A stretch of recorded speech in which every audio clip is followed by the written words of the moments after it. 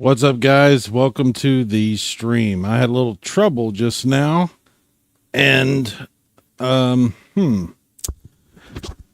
still having some problems with skipped frames and encoding issues. I had to stop the Rumble stream. I don't know that actually fixed it though, because I'm still getting some skipped frames. I'm gonna see if it keeps giving me trouble. We're going to hang out here and wait and check it out for just a minute and see how it goes. It's really funny that this is happening because I was having a discussion with a good friend of mine earlier about some issues I've been having with Rumble, and unfortunately, like, I had to stop the stream just now for Rumble, so it's just going to be YouTube. Interesting. I want to welcome everybody to the chat. Welcome. Glad you could come hang out with me. I want to thank, okay, Last Line is here. He's about to go watch a movie, but thank you for stopping in. You have the pinned comment tonight, sir. Luke has joined us. Luke. The Intellivision Gamer, Casey, is here with us as well. It's only 6:40 over there. Yeah, well, you know what? It's not even really late night. Right now, it's only 8:45, but I might be streaming for a while tonight, so it could end up being late night before all is said and done. Silverwing started early. I'm making a pizza. Oh, okay. Pizza. It's always pizza time. Pizza time!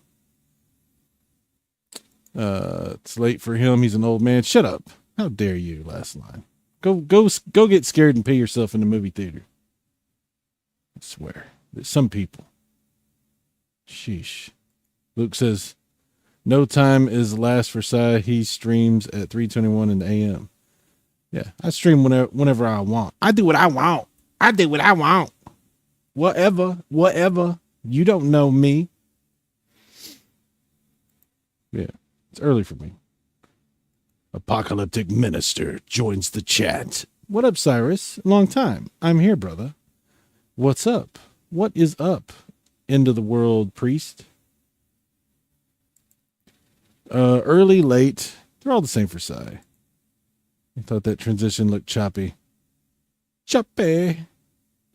Well, transition there, that's a different issue that I have, and it's because this little computer I do this with doesn't have good hardware acceleration, so some of these transitions are just going to be choppy no matter what I do. I haven't figured out a solution to that. I think dual streaming kills OBS. Well, maybe so. I don't know. I'm not dropping any more frames since I abandoned the Rumble broadcast. So that's good. Rumble in the jungle. The scroll on the bottom is smooth. Well, that's good. Mike Wolf. What's up, Mike? We have daylight. You know what, Casey? You always got something to say. Always got to be bragging about something. I swear. I'm going to run and get some Jack. Hell yeah. Whether that's Jack in the Box or Jack Daniels, I approve. It's Friday night. Or maybe both. Maybe some Jack in the Box, Jack in the Daniels. You know what I'm saying? Nothing wrong with that. Luke says, I've heard that transitioning can be choppy. It depends on how you, that's true. It does depend on how you transition. That's a good point. Mike says it's almost 7 in the mountains of Arizona here. Oh, wow. Pierre, what's up, Pierre? He says, hi, Cyrus, Casey, Last Line, Luke's Silver, Apocalyptic.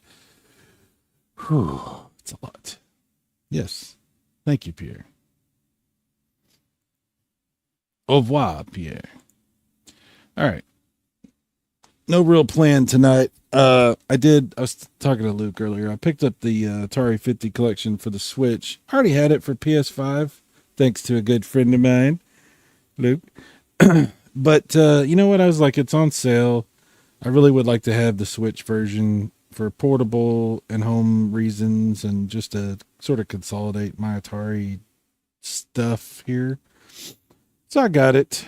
So I have quite a bit of stuff going on here that's Atari related. I figure I might start with that. Although there are tons of things we could do on the Switch. Tons of things. And I could stream for a while tonight. I don't know. Some of these games I barely have played and I want to play more. Like this Astro Blaze. I actually did a stream about this a while back. And the guy who developed the game commented on that. And I was like, oh, wow. He's like, thanks for playing my game. I was like, dude, thank you for making it. That was pretty cool. But yeah, I think we're going to start with the Atari stuff. I got all my Atari stuff grouped up here. I like how they give you these groups, this option to make your own groups and stuff. Makes it easier to keep up with things, I think. Atari 50 time? I think so. I think so, Luke. You should get that PC one from the Humble Bundle they got. Yeah, maybe. I don't know that I want to get it on PC because in that room I have all my actual Ataris and stuff. Yeah, I don't really need it in there on the computer, but maybe I'll think about it. Last line, I guess Cyrus can answer yes to have you played Atari today. That's right. Well, I haven't started yet. So I haven't yet played Atari today, but I'm about to. Owl's Awakening is so good, not as good as Luke's Awakening, though. Shut up. Shut up, Luke. You goofy bastard. All right. Atari it is. And I did get the DLC stuff. Some of it's released, some of it's not.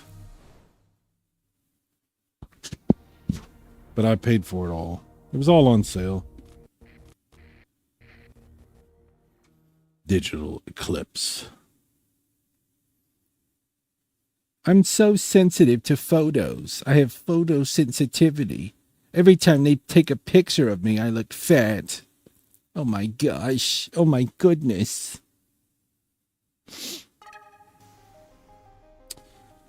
All right. So now that I have this version, I have to unlock the stuff again, right? There's like hidden stuff you have to unlock.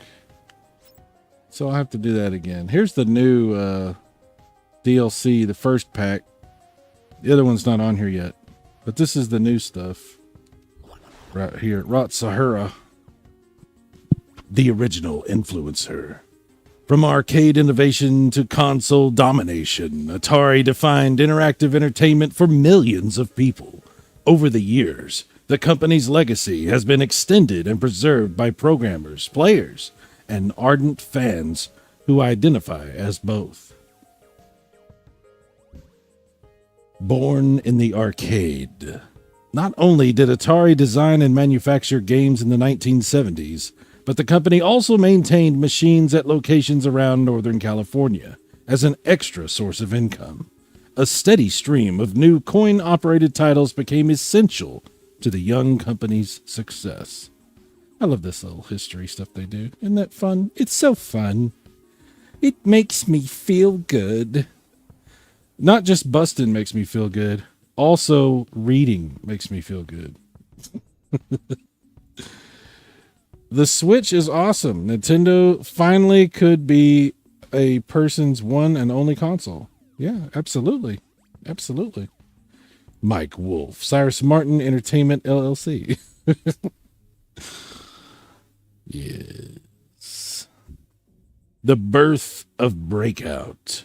One of Atari's biggest successes was an even bigger surprise to Atari's lead engineer.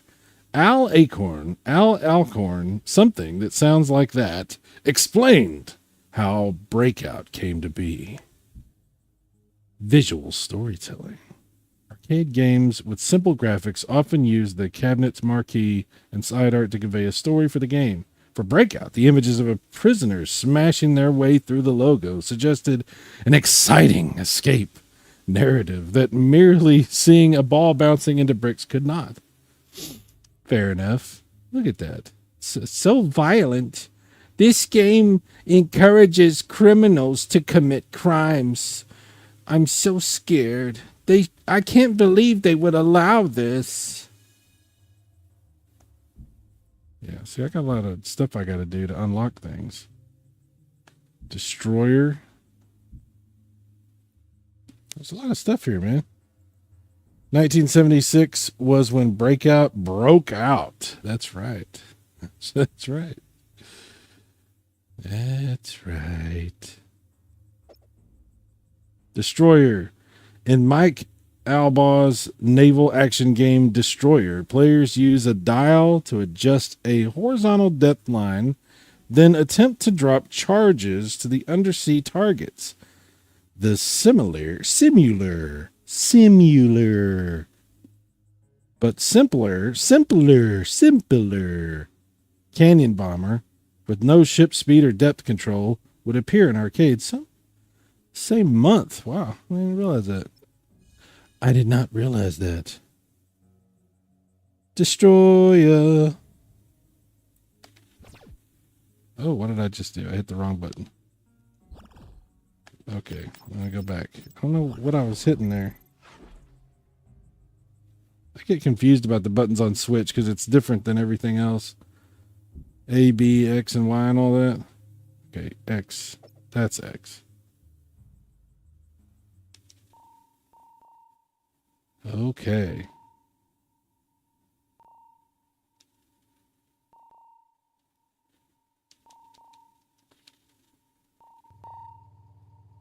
Here we go. Let's see. How do we do this? Okay, we gotta hit the...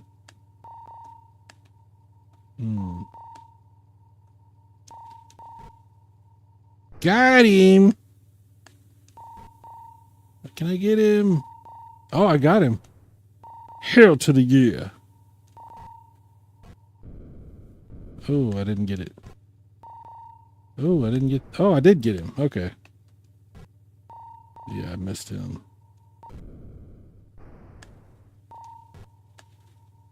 These are such realistic graphics. Oh, that's not gonna work. There we go. So exciting. I feel like I'm in actual World War II. Oh, man, I totally screwed that up.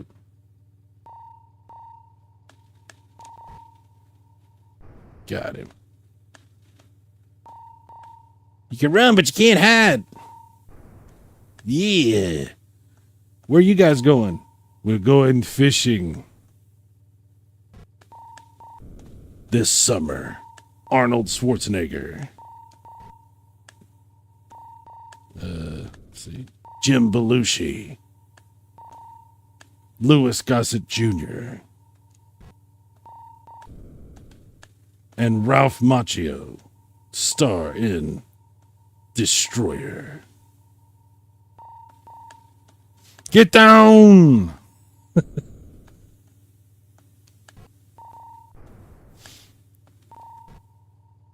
So exciting. It's not really very exciting. Sorry. It's kind of fun, though. It's not terrible.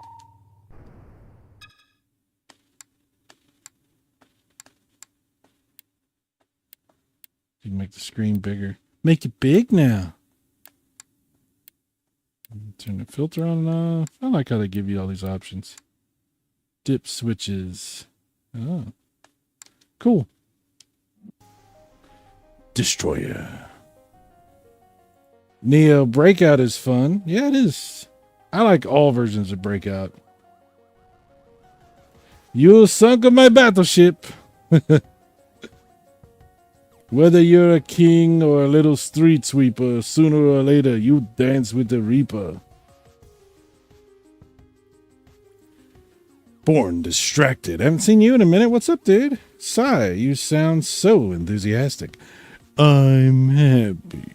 I'm Eeyore. I'm Eeyore from Winnie the Pooh. I don't know if you heard that. I've heard that a couple times. Luke's Awakening says, you're going to need a bigger boat. That's right. That's right. Anthony Whitlock says, sorry, I'm late, fellas. Welcome, Anthony. All right. Superbug. What is Superbug? Oh, I see.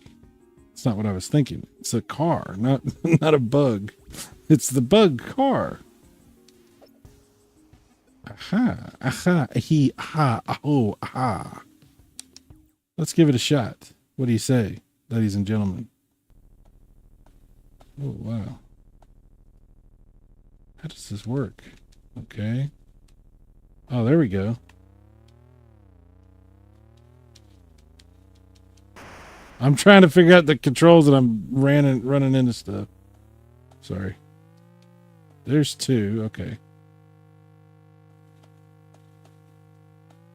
Oh, I went the wrong way. God dang it. These buttons. There's two. There's three. See, I'm trying to figure this out. Is there no... Can I set that to automatic? I don't want to... I don't know if I want to do that. All right, controls.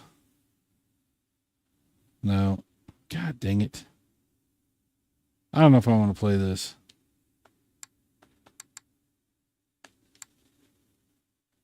I'm going to try one more time.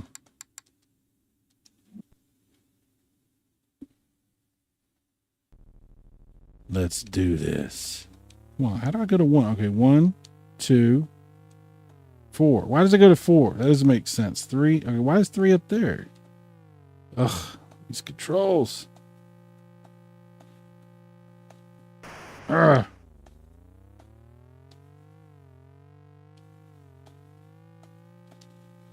Oh, I went to 1. Why?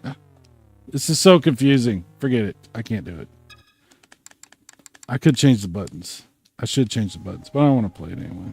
It's whatever. It's whatever. Stupid game. Not only is it a bug, it's a bumblebee. Roll out. Looks like a bootleg Spy Hunter. It's very bootleg. It's not. It's so bootleg it comes out way before Spy Hunter. It's that bootleg. That is incredible. They copied Spy Hunter before it even came out. Wow. Superbug. It's what the stream craves. Okay. Skydivers next. Look at this art. Wow, that's interesting. Okay.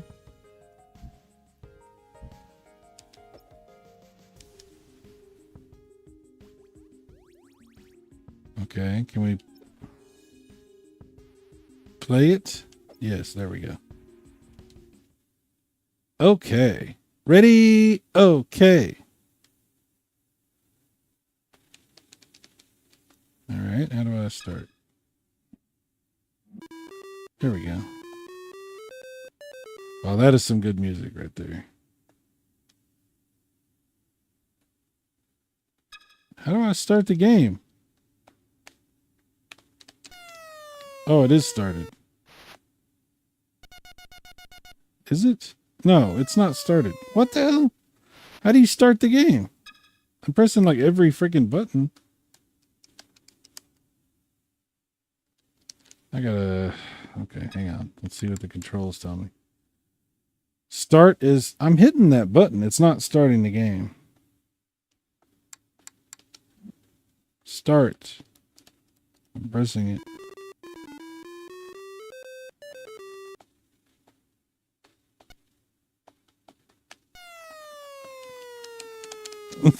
What the hell?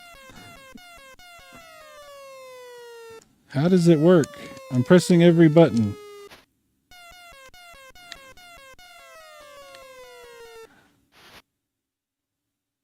Okay. Start.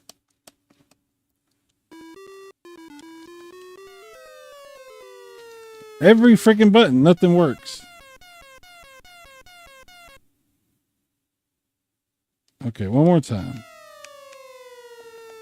Nope. It says insert coins, press the jump button, pull up on the ripcord to open parachute. Okay.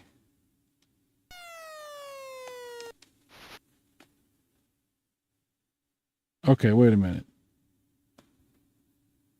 Okay. Hang on a second. I'm trying to figure out. Maybe, so I'm the white player, not the black one.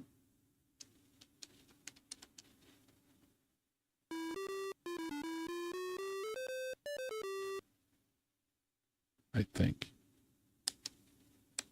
Nope, I'm the black one. And I don't know. Nothing. There's no way to do it.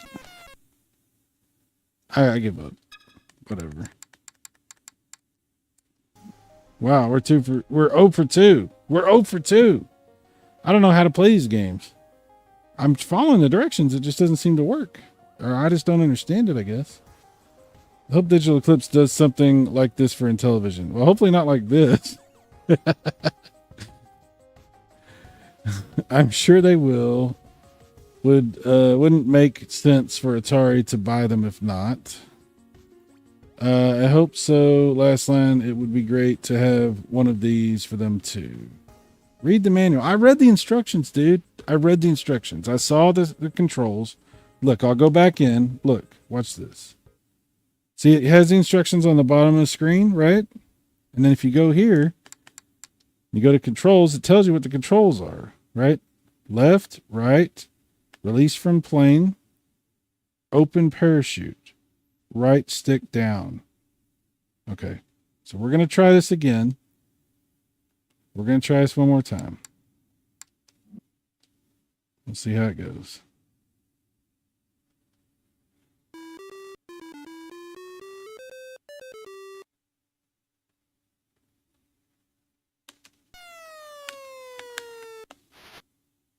Well, that's progress.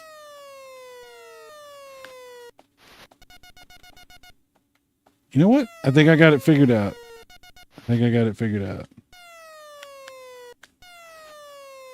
No, not that way. Damn it.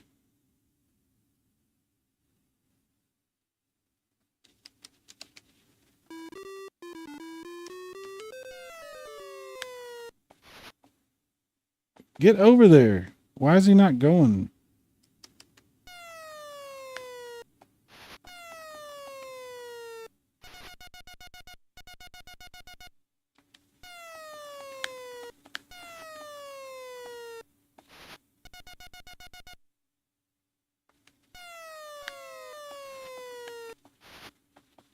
Get over there.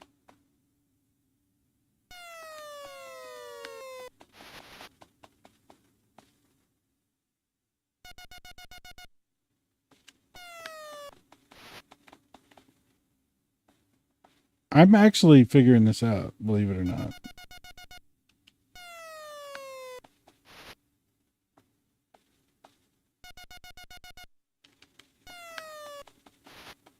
Get over there. The wind is blowing me. That's why I can't go over there. See, I'm just slow. That's all there is to it. What's up, Nurse Healer? Thank you. All right. I'll admit, last line, that your encouragement to read the manual made me give it another look and think about it a little bit more. And so it is not beyond the scope of control. I just don't know what I'm doing. I don't know what I'm doing. All right. Last line, almost time. I'll check back if you're still after the movie's up. I don't know that I will, but I might be. I'm gonna stream for a while tonight. We'll see how it goes. Okay. This collection is actually extremely good. There's a ton of old school arcade games and console games from all the different Atari stuff. And look at all these options. You can do all kinds of cool stuff. So it's actually really good. And this that I'm checking out now is the new DLC that came out. The extra content that just came out. Which is why I have no frame of reference for it. I'm like, what am I doing? Avalanche. Avalanche players catch rocks that fall from the top of the screen as speed increases. Rocks become smaller and intentionally irritating white noise becomes progressively louder to break the player's concentration. Wow. Irritating noise is a feature of this game. Larry Kaplan cited Avalanche as a direct inspiration for his Activision game Kaboom. Okay. All right. Let's check it out. Oh, I see. I see why what they mean by that, because it has the four little paddle things like Kaboom has. Interesting. Okay, before we play it, I'm going to be smarter. I'm going to be smarter now. So let's see. Left stick to the left stick to the right. Serve. Start. Okay. Very simple. All right. Oops. All right. I didn't mean to do that. How do I get out of this? There. Okay. We'll do full screen on this. Filter. We'll try with no filter. We'll do no filter. Border on. Yeah. Okay. Let's do it.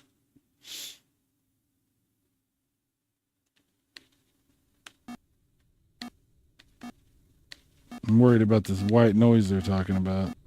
It's supposed to kick in and start making it distracting.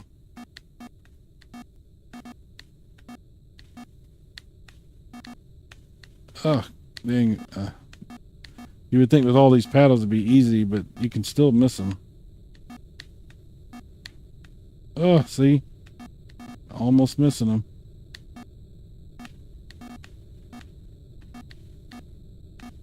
Oh, I hear that noise they're talking about.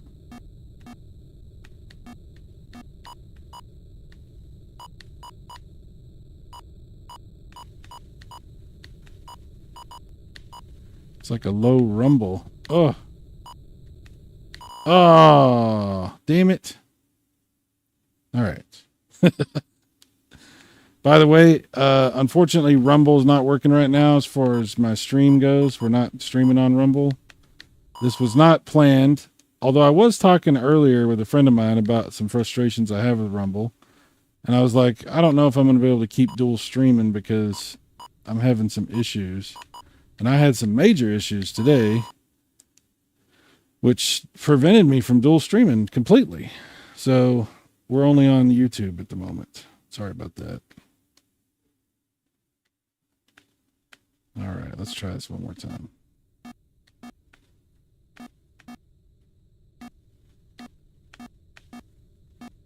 Well, that was close.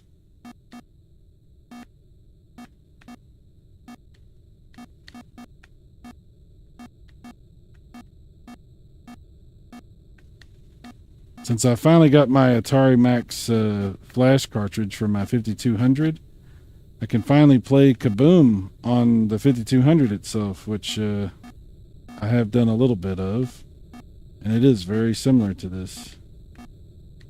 I'll have to play some 5200 stuff soon on a stream.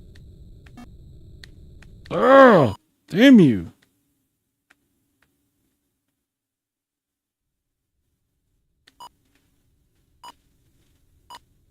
Oh, my paddles are smaller. Damn it. I need bigger paddles, not smaller paddles. Damn it. It's too hard. It's too hard. No fair. Luke says, I would totally suck at this game. Yeah, me too. Mike says, didn't Rumble steal your donation money too? Huh. That's funny you said that, Mike. That's interesting that you would say that. Yeah, kind of. It kind of did, actually, since you brought it up. I have some grievances with Rumble. It's not a good system. I don't like the way Rumble works. Unfortunately, this is what's happened with Rumble. It's not, I like the community as far as peacefulness and all that, but there's a lot of problems on Rumble.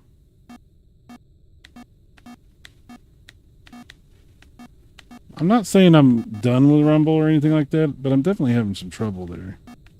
I'm not sure what my future will be on the Rumble.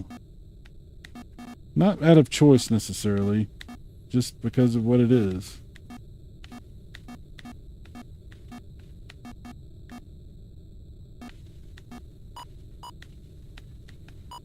Oh, that was close. That was very close. Oh boy. No. Ah. This is hard, but it's fun.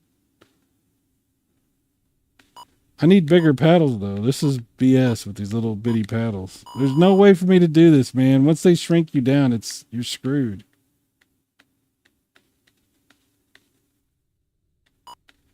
The rocks are so small. Oh. Damn it. It's too hard. Not cool what somebody sent. What if somebody sent you a $200 dono? Yeah, I don't really know what's going on with all that. I really don't. Okay. Avalanche. It's not bad. It's hard.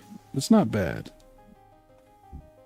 Atari Football. Wow, I've never played the arcade version of Atari Football. Sheesh. Following the success of the 2-player cabinet, Atari released... Oh, they had a 4-player version too. I see. I don't know how good this will be.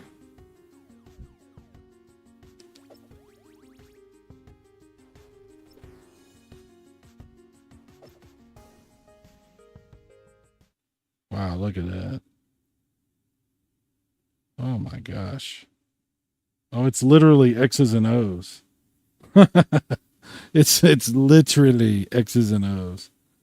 What's funny is the graphics for this, even though it's only X's and O's, are only slightly worse than Joe Montana Football on the Sega Master System. Joe Montana Football on the Genesis is awesome. It's fantastic. It's actually, if I remember correctly, sort of just Madden.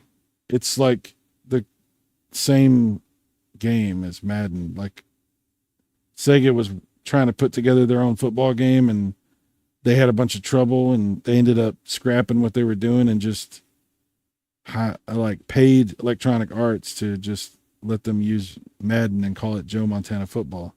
And then, of course, Joe Montana Football Part 2, Sports Talk Football, is way better. It's way, way different.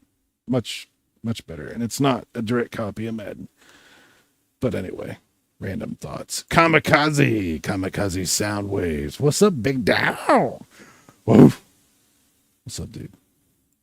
Luke says, I was going to send a $1,000 dono on Rumble. Needless to say, I hate that the stream wouldn't work. Yeah, it is what it is.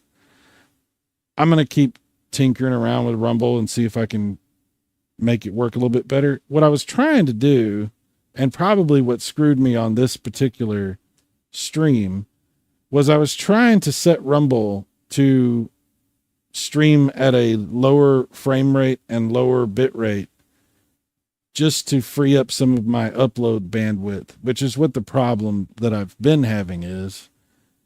You know, when you dual stream, you split your upload bandwidth and it takes twice as much of your bandwidth, as it normally would, which I don't have a tremendous amount of that. So I have to be creative and try to figure out how to get the most out of it to get the best quality I can when I'm doing a stream and I'm doing Rumble and YouTube at the same time, because it uses twice the bandwidth. So I was trying to figure out if I could get away with maybe not having as high a quality stream on Rumble. And I think what I did was I actually made it harder for my computer to do this, because I was setting two different standards that had to be completely different instead of, I don't know if this makes sense. I was making my computer work harder even though I was setting Rumble for a lower quality, if that makes sense, because it was having to completely encode everything. That's my theory. I don't know.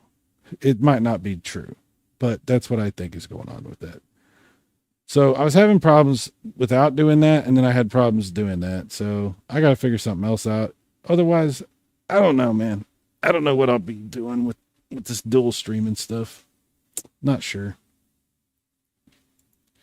Mike says that's the big Swazola of donos. It's Valentine's Day, but for football. Okay. Yeah, I'm not going to play this. I don't even know what's going on with this. I'm not even going to try this. It's interesting to look at, but I'm not going to play this. Maybe another time. Vector Magic. Oh, yeah. This is where we get into some cool stuff. Golden Asteroids. Red Baron. That's a fun game. We're not going to play that video. We're not going to play that one either. Co-ops and consumer. Atari was built on the strength of phenomenal arcade machines, but the Atari VCS home console eventually led the company to even greater heights. Atari veterans from both sides of the success story explain how the coin-op and consumer divisions ultimately work together. You'll have to buy this if you want to watch that video, or I'm sure you can find it on YouTube somewhere. Sears has everything. A dominant force in retail sales in the mid-1970s, the annual Sears Wish Book, or as we just called it, the Sears Catalog, okay, Wish Book, catalog became the de facto gift guide for millions of American kids. As Atari's premier retail partner, Sears sold Home Pong and VCS under their own Telegames brand, along with 3 exclusive VCS games. I think we had, when we first got an Atari, I think we had this one. I think this is the one we had, the Sears one, the Telegames one. I'm pretty sure that's the one that we had. At least one of, like, the first ones that we got. Don't remember exactly, but that's very interesting. Nurso says, double the effort of the computer? Oh. You're talking about the streaming stuff. So when you dual stream, your computer is having to send all of the data that it's uploading to 2 different places. And so that uses up twice of your upload bandwidth. However, there's something else that I was talking about too, which was, so I'm dual streaming to Rumble and to YouTube. I'm trying to. I'm not right now, but I was trying to. And so what I was trying to do was set the settings for my stream that goes to Rumble to be a little bit less quality. Unfortunately, what I think I did by doing that was I forced my computer to have to completely create a totally different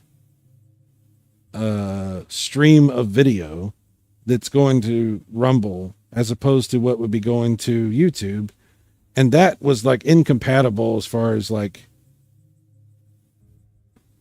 the actual encoding of the video. Like the MPEG encoding or whatever was like a totally different type of encoding. So I don't know if this makes sense. So basically I was making my CPU do twice the work from what it would normally have to do. It's just a theory, a game theory. Did you ever have any of the Sears consoles? Yeah, that's what I was saying. I think we might have had this one, actually. If I'm remembering, we might have had this one. Mike says, Sears, those were a bunch of real estate businessmen that also started Kmart, right? Sears, what, like Sears well, I don't know the full history of the Sears Roebuck Company, but I know it was a partnership. Yeah, I'm not the right person to ask about that, I guess. Kamikaze, Sears was a magical place back in the late 80s and early 90s. Well, I tell you what, we I love those catalogs, man, for a lot of reasons. But I used to go through those catalogs and like just study the game systems and the games and the toys and the electronics, the RC cars and all kinds of stuff. Sears catalogs were amazing. They did so much work on those catalogs. They would set all the toys, the really cool toys like the He-Man figures or the G.I. Joes or Transformers or whatever. They would set all of them up on these like elaborate landscapes and have like kids like playing with them or whatever, supposedly. But it was like the most amazing battlefield scenarios and things that you could never, ever actually do as a kid. But you would look at these situations that they would set up in these magazines and catalog. And you would be like, God dang, that's amazing. Like, and you would desperately want to try to do something like that.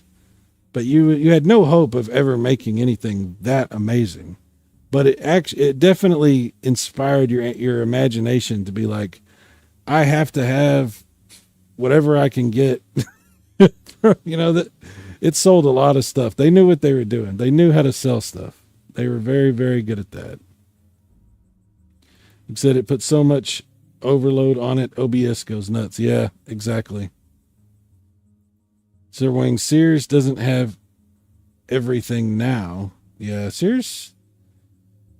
I think Sears is technically still around, but it's like something else and very limited in just a couple of places.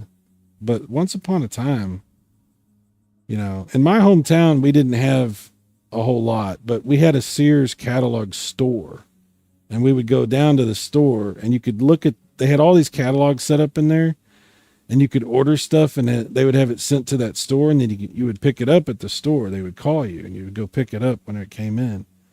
And I bought a bunch of games that way. We all, everybody used that for everything, for buying all kinds of stuff. But it was pretty awesome. It's pretty amazing. Yeah. Once upon a time, Sears was pretty cool. They had a really nice Sears actual store at a mall not too far from where I grew up. And we would go in there sometimes when we went to the mall, and they had really good clothes and tools and all kinds of cool stuff, but they had really good setups for their video games too. That's where I got to play a Virtual Boy, was at a Sears. They had a Virtual Boy set up, and I played tennis, that Mario tennis game. I was very careful. I was very cautious about it because everybody was scared that it was there's all these rumors that the Virtual Boy was going to make you go blind if you tried to play it or something. So I was like really cautious about playing it. Only played it for a couple of minutes. Told my friends that I played a Virtual Boy, and they're like, are you okay? Can you see okay? Is everything all right? Like, people were really genuinely like freaked out about that console. Sears in the mall was the best. Absolutely. Yeah, the one that I'm thinking of was like a 2-story store inside the mall. Like, you go into Sears and it's 2 stories. They had their own escalator inside the store itself. It was really cool. Kamikaze, Sears had like stations where you could play games, and home theater, surround sound rooms. Oh yeah, dude. Yeah, Sears had awesome stuff, dude. Yeah, hell yeah. Sir Wings, what if you are already blind and play the Virtual Boy? Would you even know if you were playing it? They could just turn the console off and tell you you're playing it, and the sound doesn't work. Don't worry about it. But you're doing good, man. You're doing so good. Luke says, there's also a rumor that doing something else makes you go blind, and it's not happened to me yet. Well, fair enough, Luke. Fair enough. Steeplechase. Huh. Steeplechase. Jim Huther's home version of Lyle Rain's 1975 arcade game utilized 2 sets of paddle controllers to offer 4-player gaming on the VCS, a rarity in 1980. Players control the speed of their horse with the paddle control, leaping over obstacles as they appear. I gotta play that. Yeah. All right. Hang on. Let me see something here. Let's see. Instruction manual. All right. Whoa, that's too far. We don't need that much of a zoom. Look at these horses. What? Oh, hang on. Sorry. Oh, okay. You can't. I see. There we go. Little Dictator, Just Missed, Absent Mind, and Lucky Devil. Interesting. Name their horses and stuff. That's funny. Okay. Object of the game. Object of steeplechase is to be the first player to advance your horse to the right side of the screen display. Each horse gallops at a given speed from left to right, while the horse gallops. Hurdles of different sizes approach the horse from right to left. Your task is to jump and clear the hurdles and get your horse to the right side first. As you are jumping each hurdle, your horse actually has no motion from left to right. Whether you hit a hurdle, your horse loses. Okay. Whether? No. Whenever. Sorry, can't read that. You hit a hurdle, your horse loses some horizontal position distance while it falls to the ground and gets up. The higher you jump your horse, the easier it is to clear all the hurdles. However, the higher you jump, the more time it takes to clear the hurdles, and the more time it takes to reach the right side of the screen. I see. Okay. The height of the jump can be set by adjusting the height indicator bar, which is shown in figure 1. There are 4 height settings. Each horse has its own height bar indicator. To learn how to adjust the bar and control jump of your horse, so use the controller section 3. That's what we're about to do right now. Okay. Section 3. Use your standard paddle controllers with the Telegames cartridge. Be sure the controller cables, blah, blah, plugged in. Yeah. Blah, blah, blah. Okay. Oh, there's no way to... So I can zoom in. Oh, okay. I got it. Use the stick over here. Okay. Before each race begins... See, game reset switch, control, blah, blah, blah, seconds, press controller button. This will place your horse in a race. Otherwise, the computer will control the horse. Notice that when you press the controller button, your horse changes from a sitting position to a standing position. Blah, blah, blah, blah, blah, blah, blah. Beginner should set the height. Okay. Console controls, game select switch, press down, choose a game, press the switch. Sheesh. All right, we're just going to try it. We'll see how it goes. It's taking its toll time. What? It's taking its toll every time, Luke. Nurse says, "Sigh, the screen enlarging and reducing suddenly is giving me motion sickness. I'm sorry. My bad. Stopping now. Sorry about that. All right, we're just going to play a game. Wait, hang on. Wide, full, original. There we go. Okay. Let's see if we can play this game. All right. Oop, I messed that up. Yeah, we made it. Come on. Oh, almost.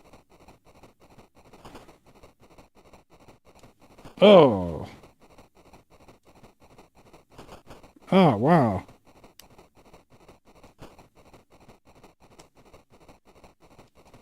Oh, I see.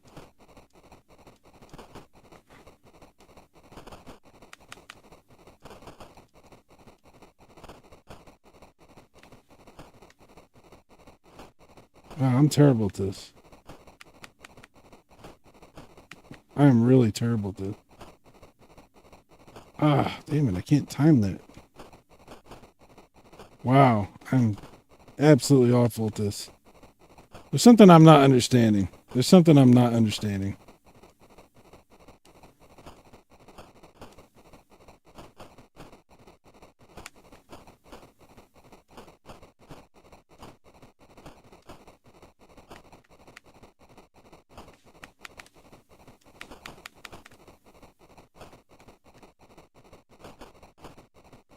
Okay, hang on.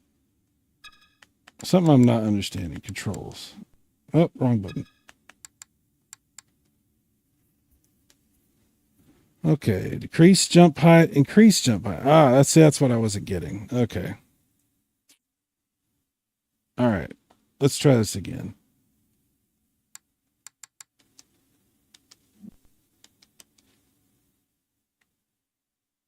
Ah, see, it moves the bar. Yeah.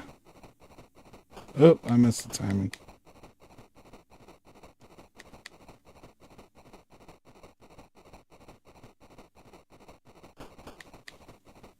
I get it. Oh, almost made that.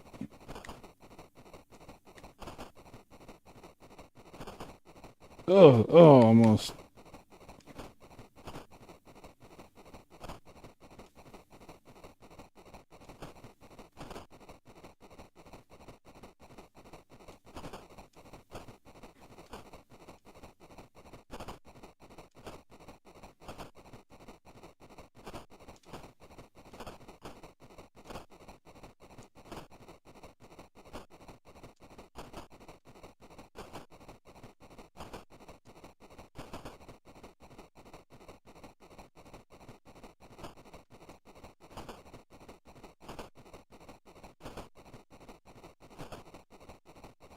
Oh, it's harder as you get closer.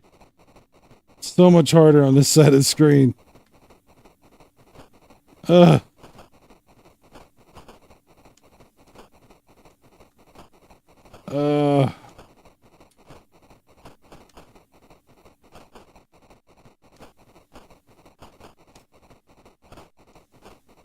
Just have to guess where you think it's gonna where you think it's gonna come from. Wow. Okay. I get it. Luke says, I prefer in television horse racing. You need to bring that backside. That was the best.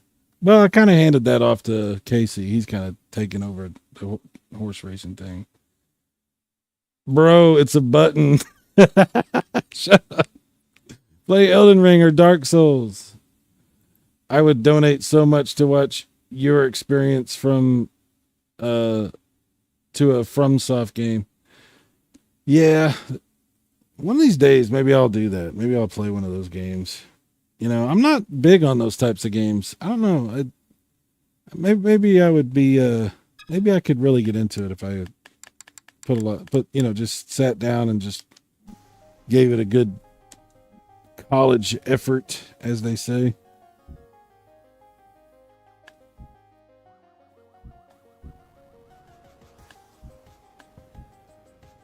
Oh, look at this. Cool looking boxes. Atari 3600? What is that? I've never heard of that. What is a 3600? Is that the that's the small 5200 they were talking about doing, the 5200 Junior or whatever. The 3600. Wow.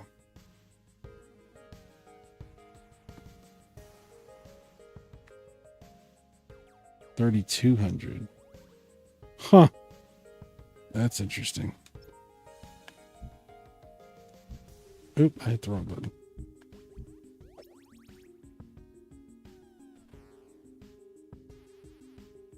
Oh, yeah.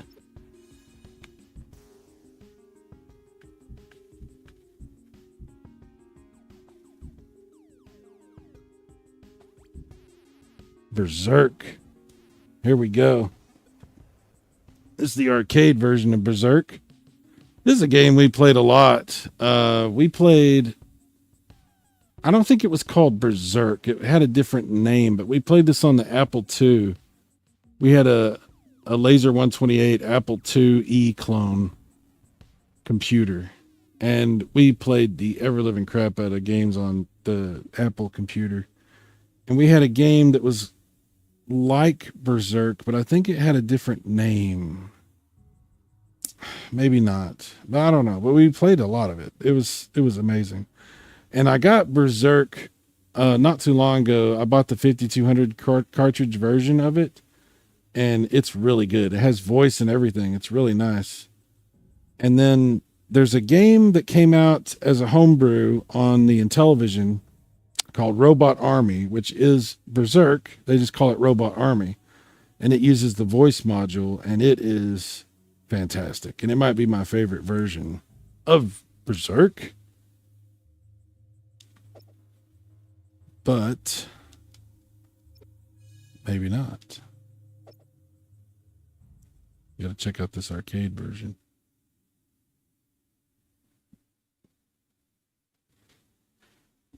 Chef Bernardi. Okay. This is amazing. I have never seen anyone play this game. You are unique. What? And super fun.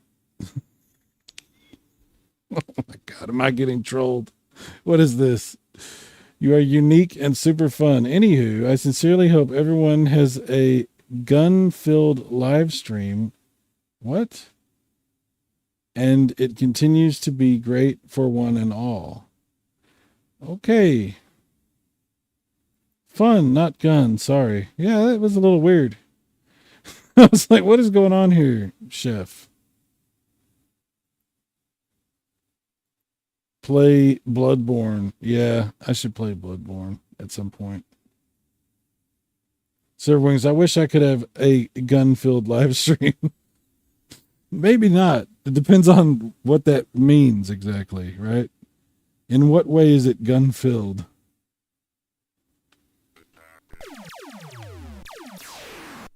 Oh yeah, this is cool. It's using both sticks.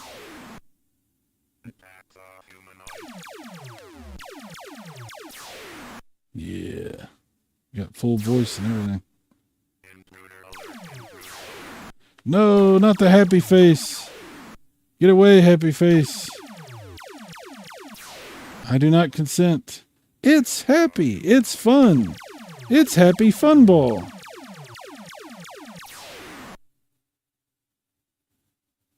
Happy Fun Ball is made of a substance that fell from space to Earth.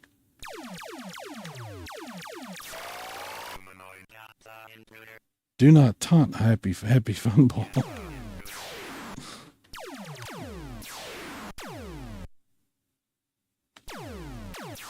Ah, no. Wow, that was close.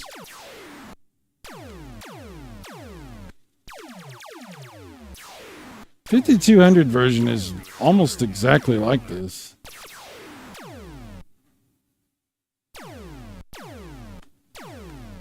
Ah! Except you don't have dual sticks or whatever. I'm not even going to put my name in. I did so bad. It's not even funny. It's not even funny.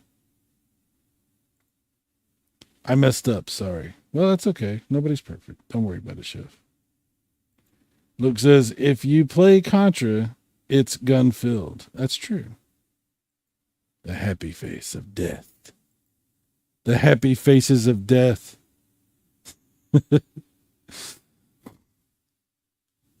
That's a series I don't think I want to watch. Happy Faces of Death.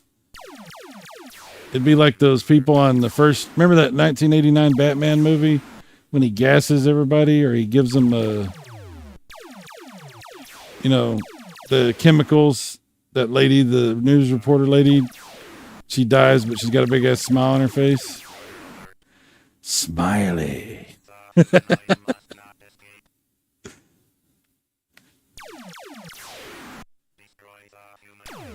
Kamikaze, this is basically the Dark Souls of retro games right here. That's what this is. Berserk. This is not from software, it's to software.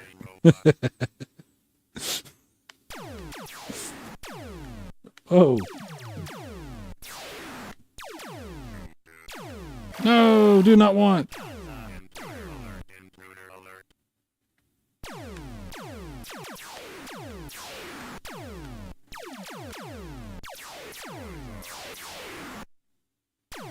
Look at me run. Look at the animation on my run. Isn't that amazing? The absolute majesty of the quality of that. That's amazing. No. Whatever. It's fun though. It is fun. It's the same audio they have in laser tag. It is. It might be where they got it from. I hear most of the Faces of Death is fake. Well, I hope so, because that's horrible.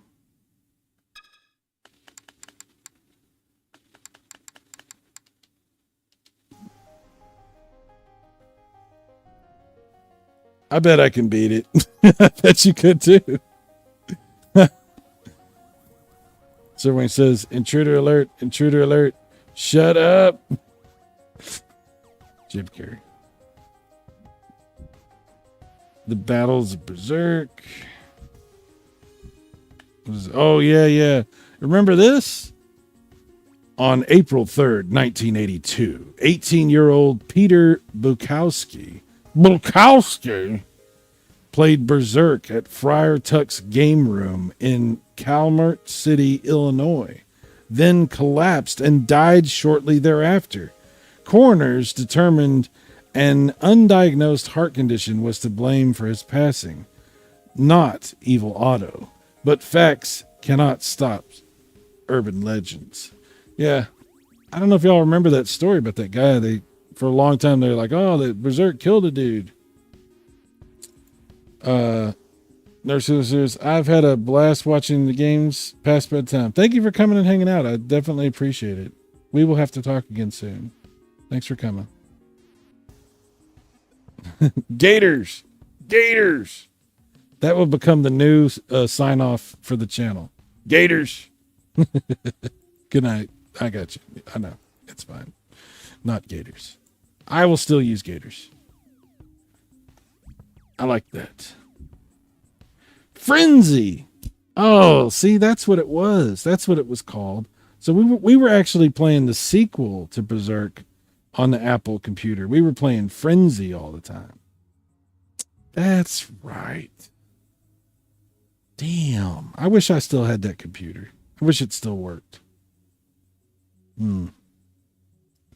I do have a bunch of software and a really nice Apple emulator. So sometime I'll have to go through and play a bunch of Apple stuff, because I like the Apple stuff. My dream has been, for many years, my dream has been to buy a fully functional Apple II GS. I love that computer. We played Apple IIe and Apple IIc for many, many, many years. And then in the 5th grade, my homeroom teacher had an Apple II GS. And she let me screw around with it before class. So I would always go to school early and try to get in there and, play games and do stuff on that computer. Because the Apple II GS was a huge upgrade. It was backwards compatible with the old Apple stuff, so I could play my stuff, but some of it would run too fast, but some of it would run fine. But what was so great about it was the graphics were way more advanced, and the sound and the music was exceptional. In fact, if I understand this correctly, the Apple II GS has the same sound chip as the Super Nintendo. So it's really nice. And I think it's also a 16-bit computer. So it was a big upgrade over the good night. Thank you for coming. I appreciate it. It was a big upgrade over the one that we had. Frenzy. All right, let's do this.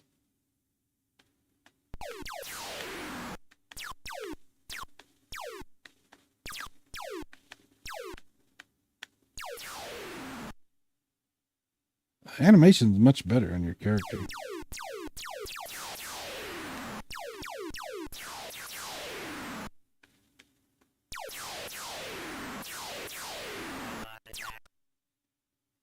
Uh-oh, here comes a happy face. Can I get out? No. Oh, I was so close. I almost made it. If I wouldn't have tried to kill that last one, I could have made it.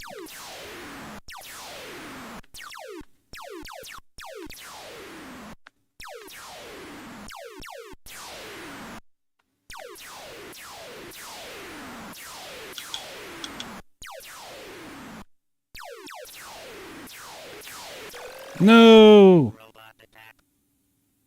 The voice in this is actually really good. It sounds really nice.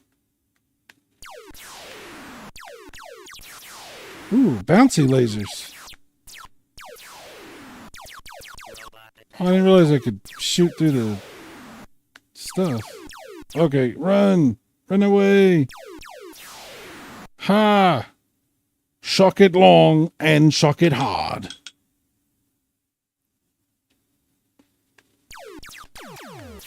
No. I don't like dying. It's not fun. The game's fun though. It's not bad. Oop, wrong button. God dang it. Keep doing that. Frenzy. Ah, so here's the 2600 version of Berserk. There's the 5200 version that I have. I actually own that. So we can compare these. We can do that. Let's compare 2600 and 5200 real quick. We won't do this for very long, I promise. It's a lot of Berserk, you know, it's a lot.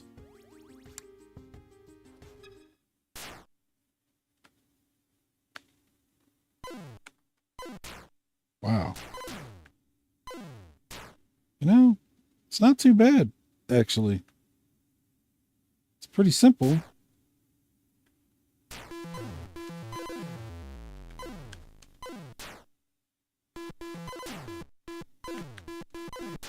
There's no voice or anything. They're actually, they're bringing out a 7800 version also, which I've pre-ordered. So I want to see how that's going to be.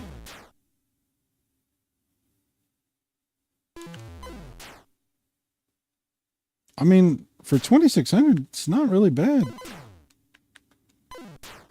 You have to like press the direction and the fire button to shoot the different directions.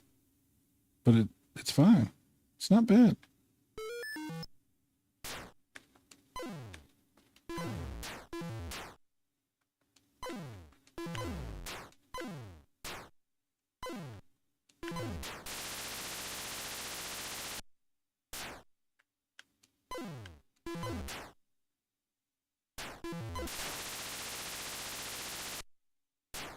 Anyway, that's 2600 version. Let's do the 5200 version next. Luke says 5200 is double the number. It has to be better. That's right. That's how you know. So he says, I still gotta pre-order Bentley Bears Crystal Quest on the 7800. Yeah. So that's coming with my 7800 Plus. It's a pack-in title. I have played it already on an emulator, and it's pretty good. But yeah, you can actually pre-order just the cartridge if you want to do that. And it should work on a real 7800 also. All the other cartridges that I bought from the new Atari all work on my actual 7800. So here we go. Time for some Berserk.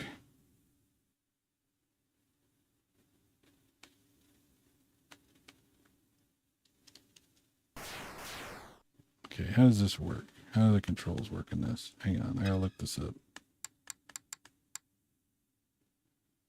Okay. Yep, move. Fire weapon is B. Okay. Let's see how that's... Oops, I messed that up. Okay.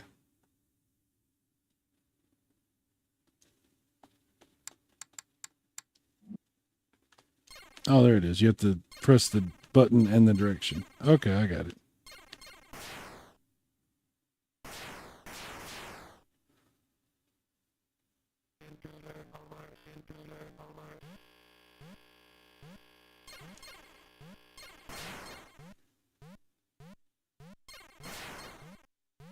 I gotta get away.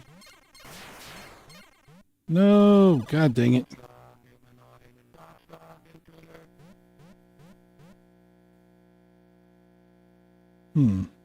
Sound is a little low on this. It's not as low on my actual console as far as the voice goes.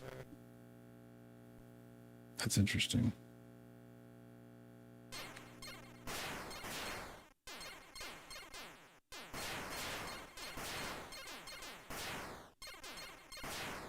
Ooh, that was really close. Oh, then he got me anyway.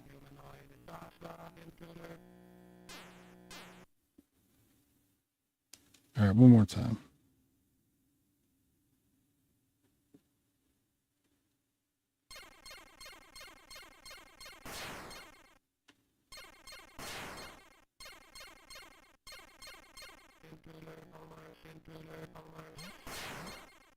It's cool that it has the voice, even though on this one it seems a little lower, but it's just cool the game has that voice. I don't know how well y'all can hear it or not.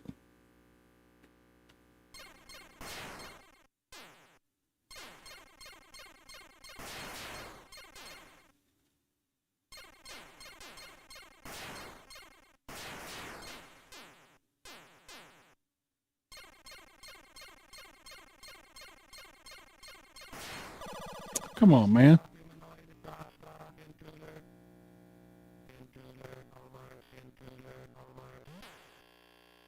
All right, that's enough. That's enough of this for now.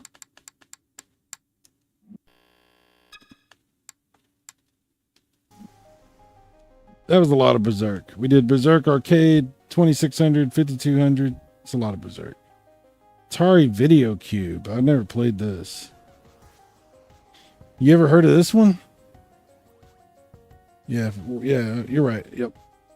Okay, Atari Video Cube. A handful of Atari 2600 games were offered as mail order titles through the Atari Club.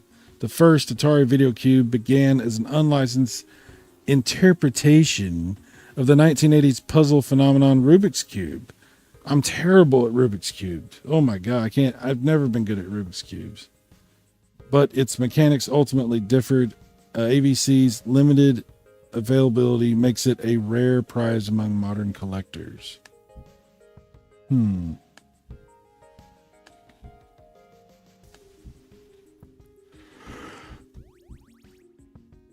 right, let's see what this is about.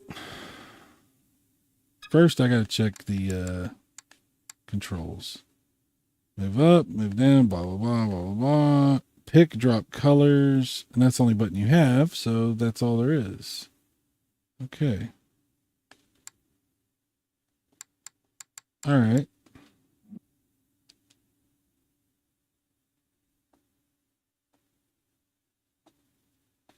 What? Okay, I don't know about this. Don't know what I'm... What?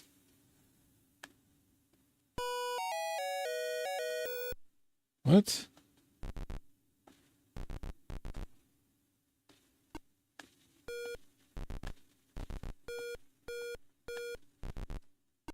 What? Okay. I don't know. I'm not doing this. Yeah. I don't know about that. After the NES. So these are later release games right here.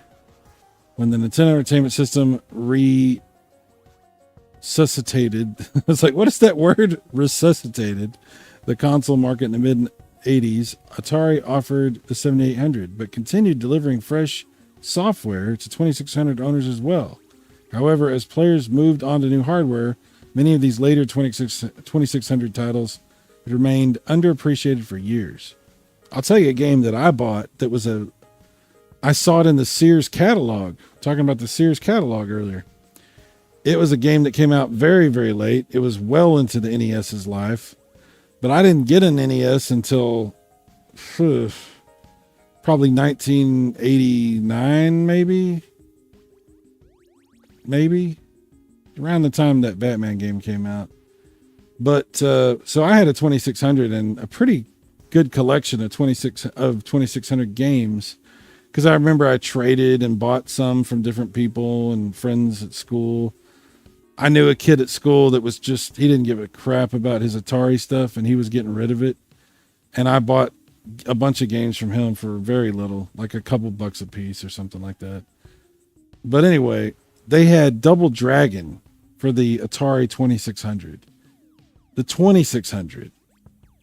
And I bought it through the Sears catalog, and it was a later release game. And it was absolutely terrible. But I thought that it might be good because I love Double Dragon, and I'd played it on the NES, and even though it wasn't 2-player, I still really liked it. Of course, I played it in the arcade, and I really wanted to get Double Dragon in some form or fashion, and so I bought it for the 2600. I think it was a $20 cartridge, and it wasn't good. And later on, many years later, when I got a 7800, I got Double Dragon for 7800. And what's funny is, it's not good either. It's not a good version of Double Dragon. Of course, it looks a lot better graphically than the 2600 version, but it sounds exactly the same. And I think it plays basically exactly the same as the 2600 version. Maybe a little bit different because it does have 2 buttons instead of 1 button. But anyway, some of those later release games are interesting. So here's Desert Falcon. And that's also on the 7800. And on the XC. I didn't realize it was on the XC.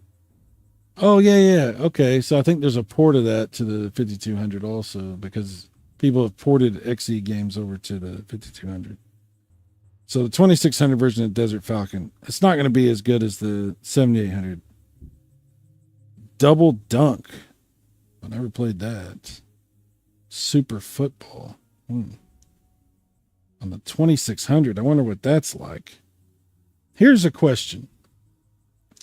What are the odds that Super Football for the 2600 is going to be better than Joe Montana Football for the Sega Master System? Because I got to tell you, the reason I keep bringing this Joe Montana up, I bought that game for the Sega Master System, and I wanted it to be good. I really wanted it to be good, but graphics were terrible in that game. I mean, it had terrible graphics. I actually bought it on the Game Gear later, and I was fine with it for the Game Gear because I already knew what I was getting myself into because I had it for the Master System. But when I bought it for the Master System, I couldn't believe. I mean, it had a really cool title screen with Joe Montana and everything. Nice graphics, but the game itself, it was not. I mean, it was very bad graphics, very like your little stick man, you know? So I'm curious, what do you think? Is Super Football going to be as bad, or could it be better than Joe Montana on the Master System? Let's find out together. Developed by Star Raiders programmer Doug Neubauer, Super Football is a particularly impressive example of what developers could achieve after a decade of 2600 development. The smooth sprite animations and player perspective down this. Oh, this is interesting. Okay, let me get this off the screen. Hang on. I didn't mean to do that. Play the game. There we go. I just have to see what this looks like. Okay, so the title screen's not as good as Joe Montana on the Master System. We're establishing that right now. That title screen is not very good. Okay. But what about the game? Huh. What? Okay, that's a punt.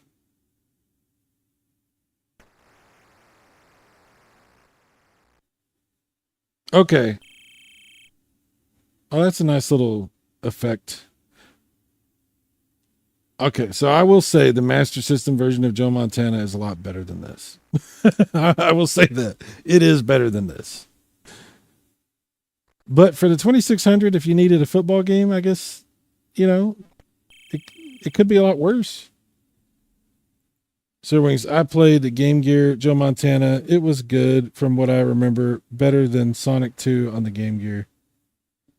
Yeah. Really? Interesting.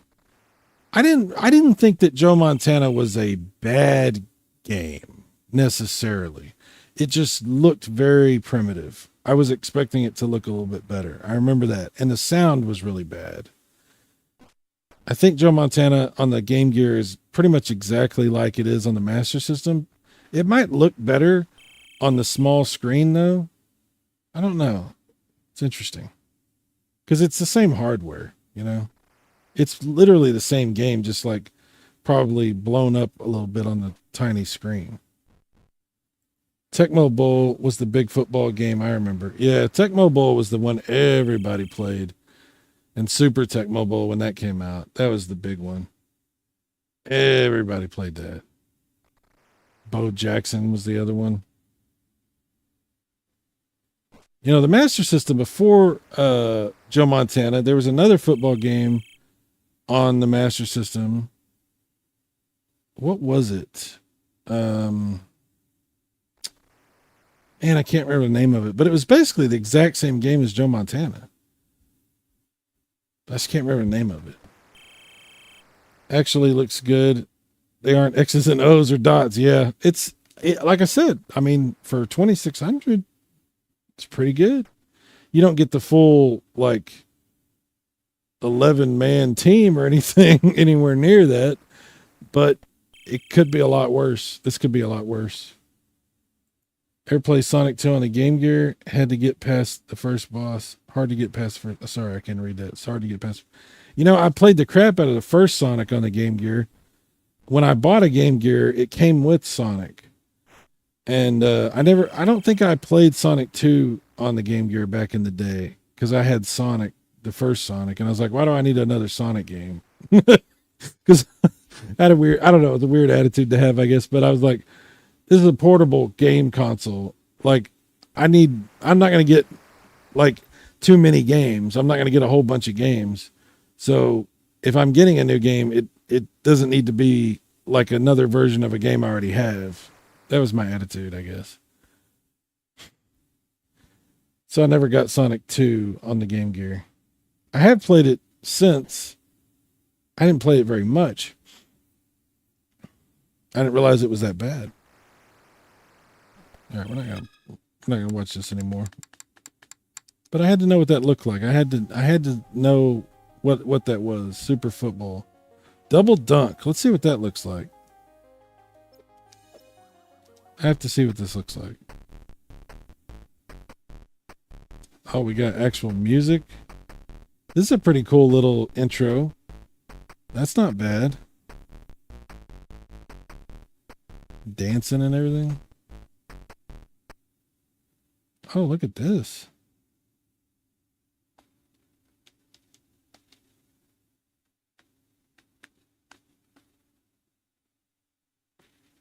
Okay.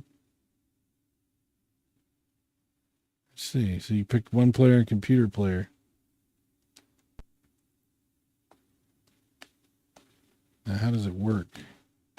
Oh, here we go. So I'm this guy.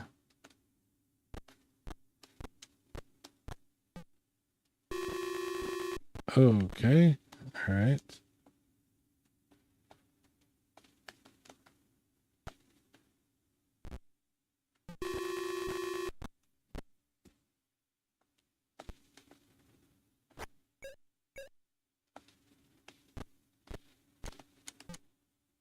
Oh, missed it.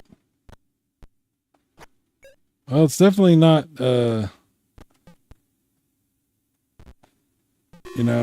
Jordan versus Bird or anything, but it could be a lot worse.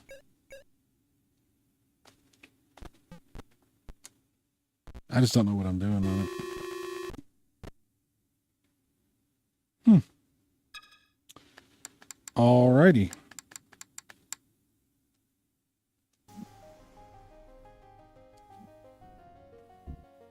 Off the Wall.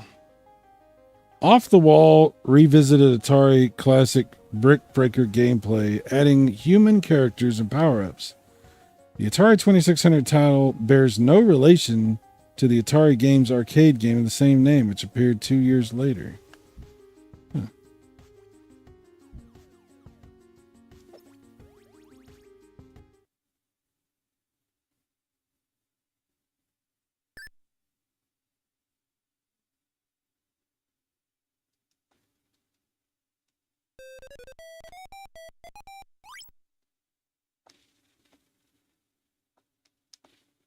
How does this work?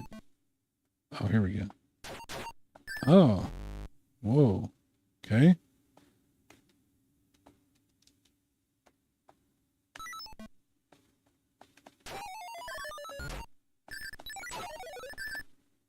I see. Okay.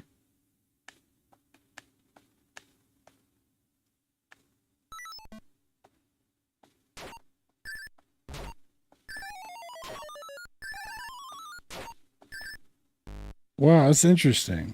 This is very interesting.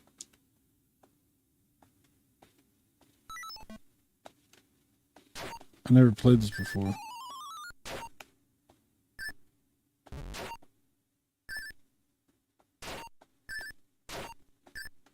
This game's off the wall.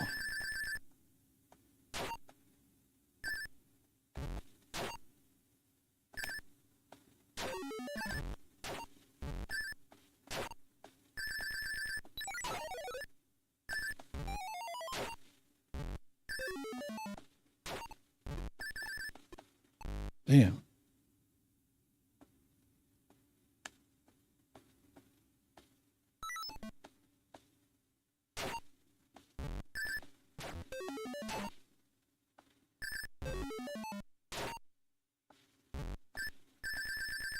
Oh, wow. Oh my gosh. Nice.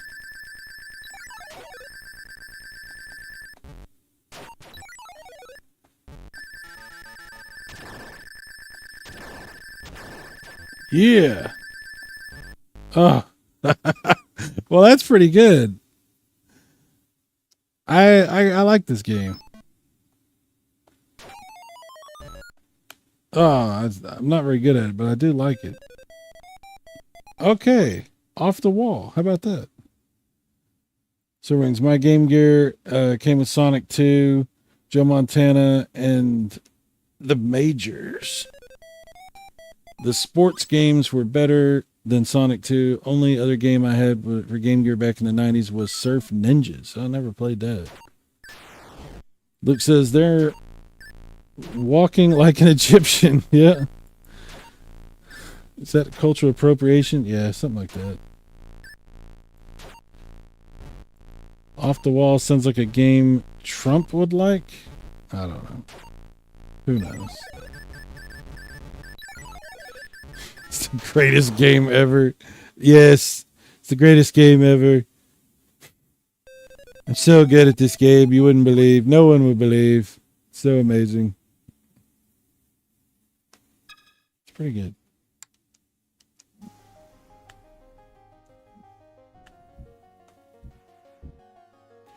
Moto Rodeo. Offering a split-screen two-player monster truck race, Moto Rodeo shows how far 2600 software development had come after 12 years. Created by Steve DeFrisco for the Nolan Bushnell-founded Axelon, it's one of the last cartridges released for the 2600. I never played this game. I don't think I've ever even heard of this game. I'm very curious about this. I never played this. Huh. All right. Let's try it. Oh, we don't want hard. Easy, yeah.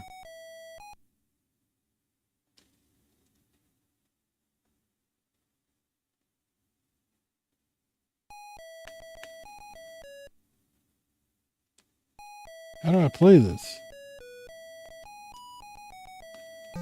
There we go.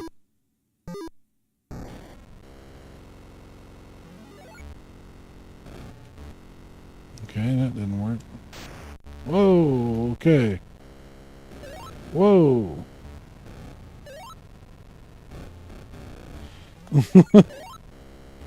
Whoa.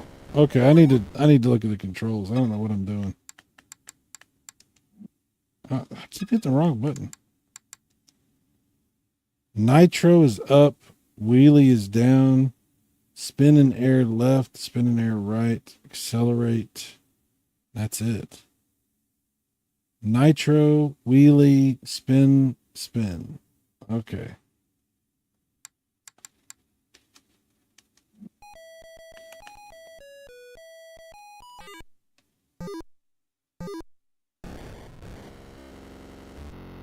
Okay.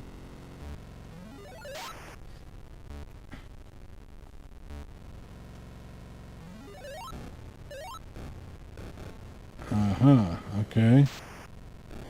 Wow. I didn't mean to do that. Ah, get up there.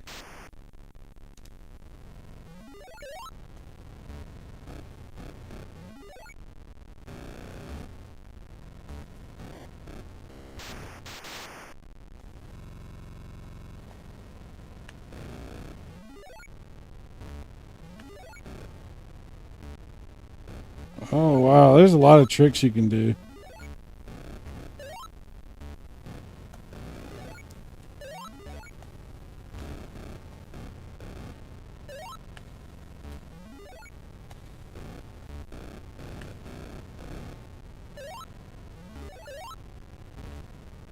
Wow.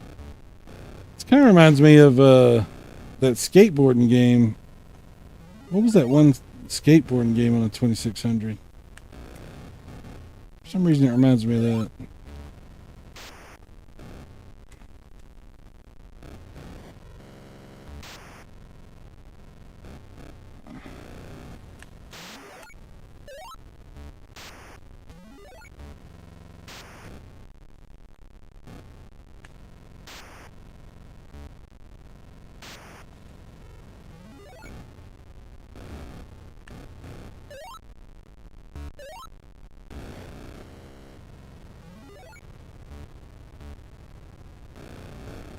This is a crazy game.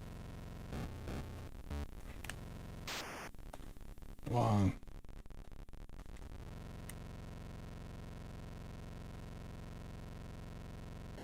Wow. That's wild. Being one of the last cartridges, it's surprisingly cheap. $20 loose. That is really cheap. Yeah, I bet you could have quite a bit of fun with that one. I mean, the graphics are very simple, obviously, but all the tricks you can do is actually pretty cool. If you get you put some time into this and get familiar with how the game works and everything, you could have quite a bit of fun with this. It says, I'm going to have to get some sleep. I'm exhausted. Thanks for the stream, Seth. Have a great night. Dude, thanks for coming and hanging out. Yeah, I'm streaming for a while tonight, so I don't expect everybody to hang out through the whole thing, but I'm just goofing around playing whatever, and it's Atari right now, so that's what we're doing. But thank you for coming, Luke. I appreciate it. Okay. Moto Rodeo. That's pretty cool. From players to creators. For some Atari stalwarts, merely collecting the games they grew up with isn't enough. With curiosity and passion, a supportive homebrew community has kept Atari's flame burning through some of the company's less active years. I bought a copy of this for the 5200, Adventure 2. I haven't played it on 2600. It's probably basically the same. And I don't really understand how to play it. It's confusing to me. So I'm going to have to sit down and play that on my own a little bit, get familiar with it. We could take a look at it, though, and see what it looks like. Yeah. So That's, yeah. It's Adventure 2. It probably looks the same on 5200.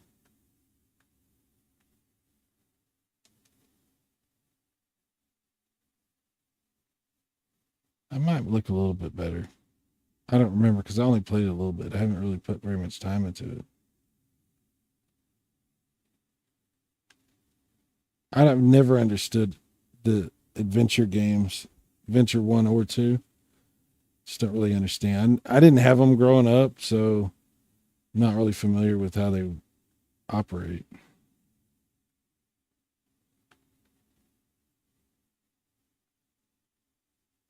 I was wondering if there's any sound in this game. I hadn't heard any sound.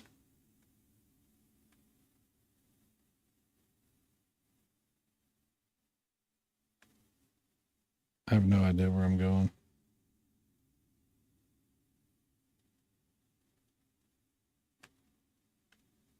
These giant keys.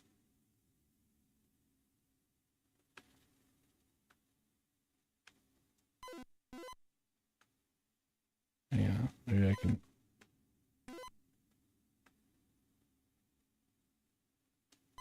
No. Did I just lose my key there? I might have. All right. I don't know. And it's a story for another day, I guess. Sir Wings, a big gap of nothing there for Atari 1991 to 2005. Yeah, no kidding. Find the chalice, then bring it back to your castle to win. Yeah, that's something I'll have to try to play at some point. All right, so we got Return to Haunted Castle. While this homebrew entry from Anthony Wong is clearly inspired by the 2600 game from 1982, on a technical level, it's actually a modification of Adventure's programming code. The result is an intriguing blend of both games as players explore dark spaces and collect parts of a shattered urn within a linear quest structure. Well, let's see what that looks like.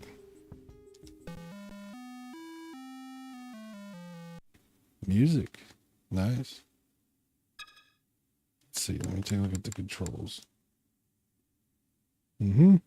Drop item. Okay.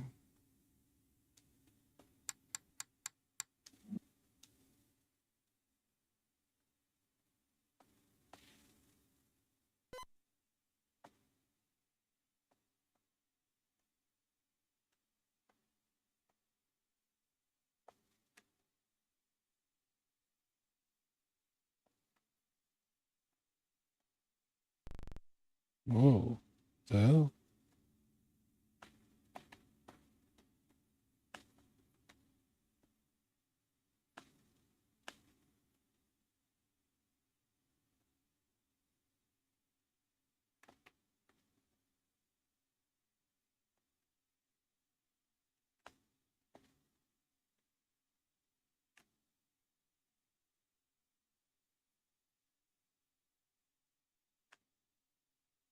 Okay.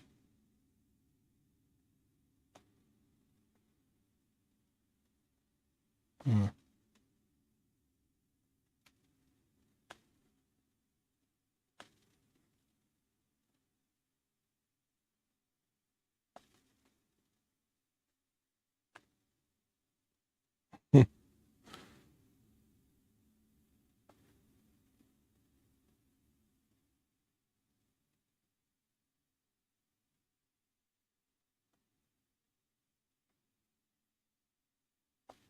It's weird.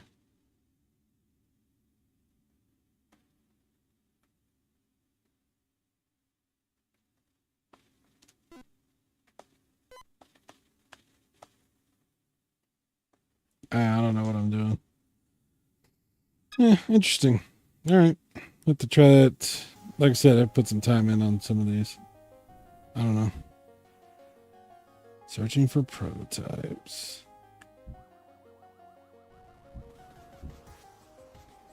Aquaventure.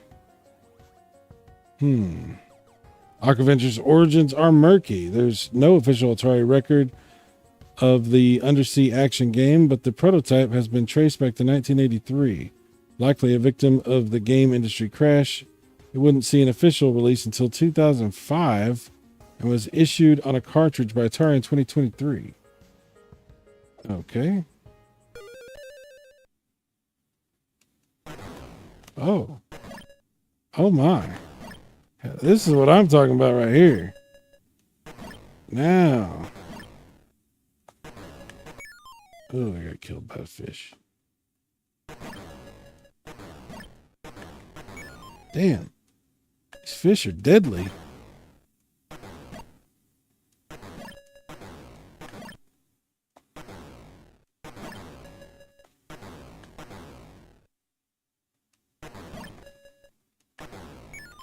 Crap.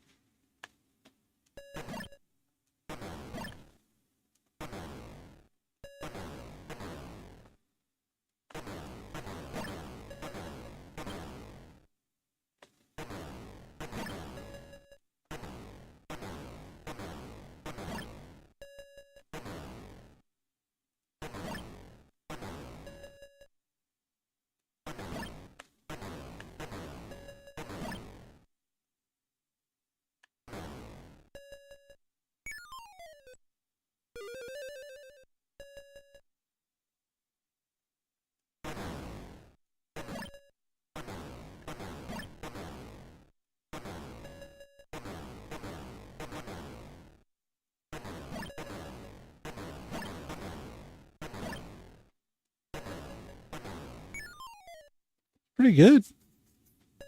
Unreleased game. It's not bad. I would have played the crap out of this.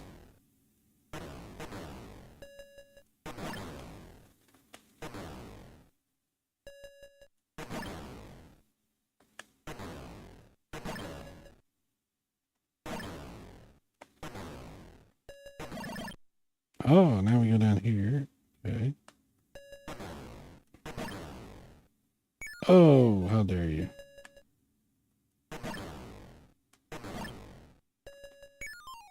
Am I just supposed to be going down this whole time? Is that what I'm supposed to be doing? Yeah, it is. Okay. Oh, I get the treasure. Ah.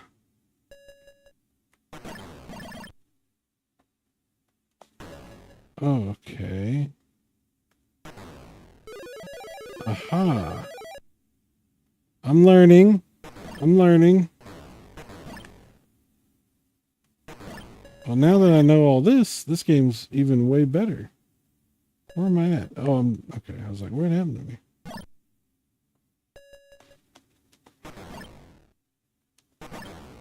Yeah, this is a really good game. Oh, I got killed by something. I don't even know what.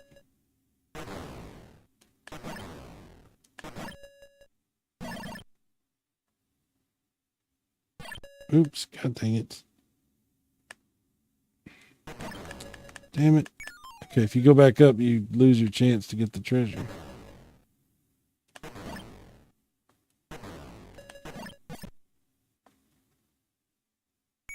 Oh. Okay, you run into the side walls and the walls kill you. That's what it is. I see.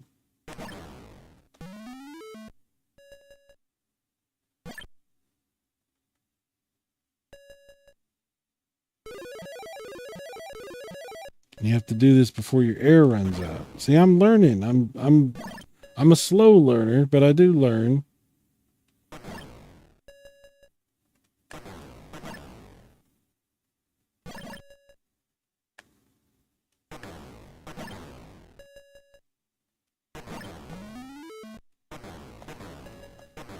Ah, I can. Damn it.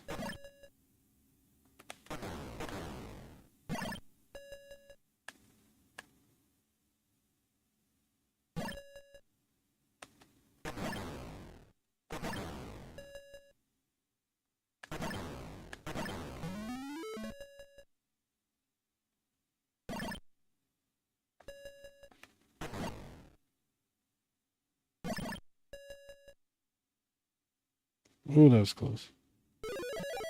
All right. I like this game. That's a fun game right there. Aquaventure.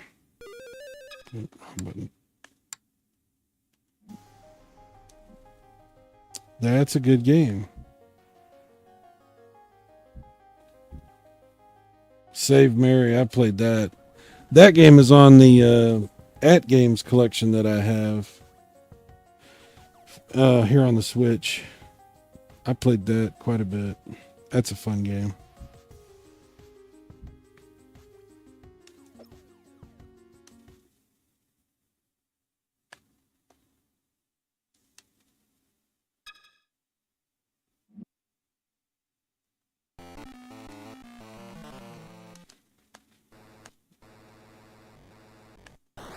It has been a minute since I played this.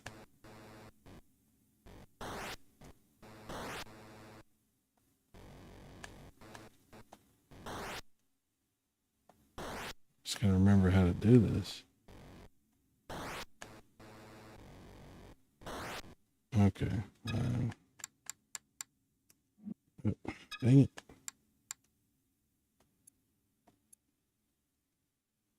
Game's primary objective is to save Mary from the rising water, and it's your job to provide her, blah, blah, blah. Got you. Okay, use your joystick.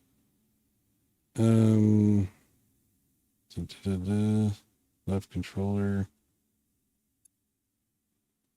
Pull up, move right, extend down, move left.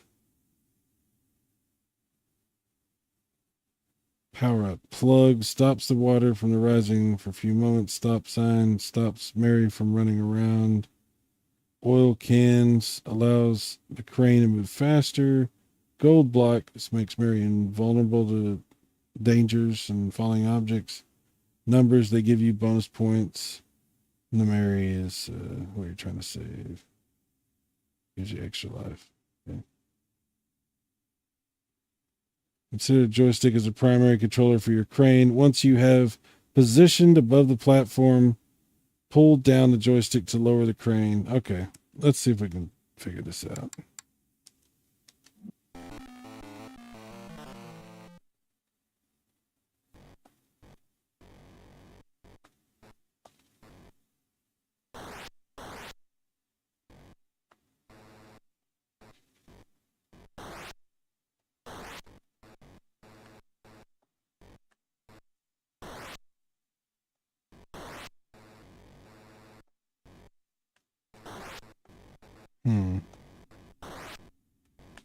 I know I played this. Oh, okay, I got it. There we go.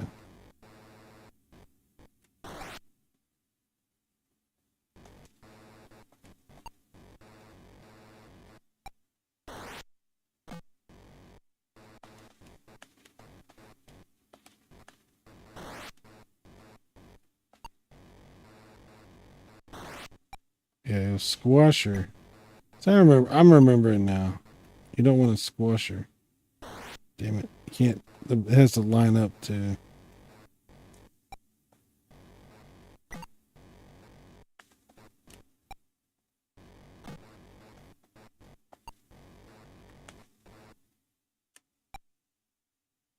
There we go.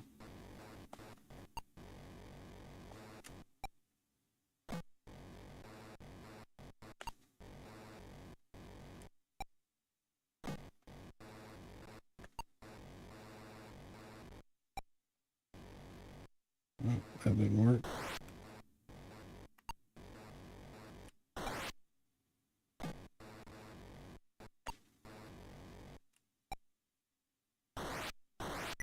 Damn it.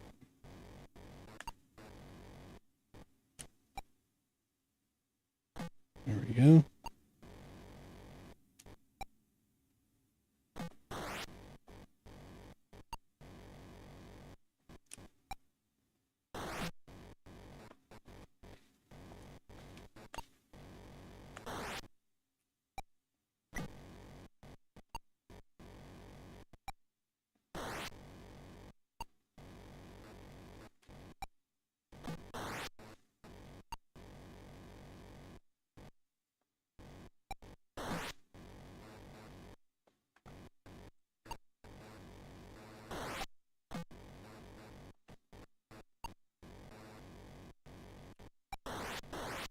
Damn it. Oh no, I knocked her off. Oh my god. I forgot I could knock her off. Wow.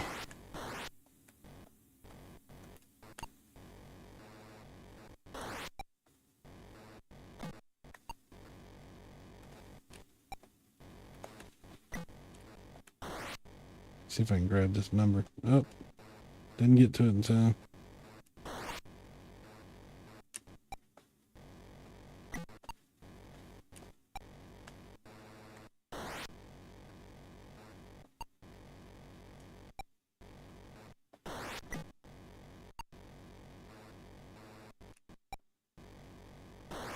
Damn it.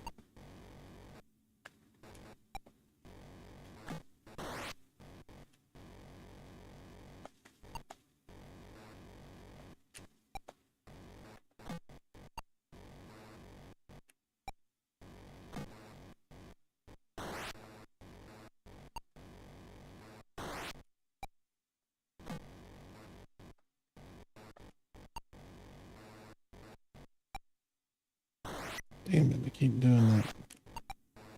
Well, damn it.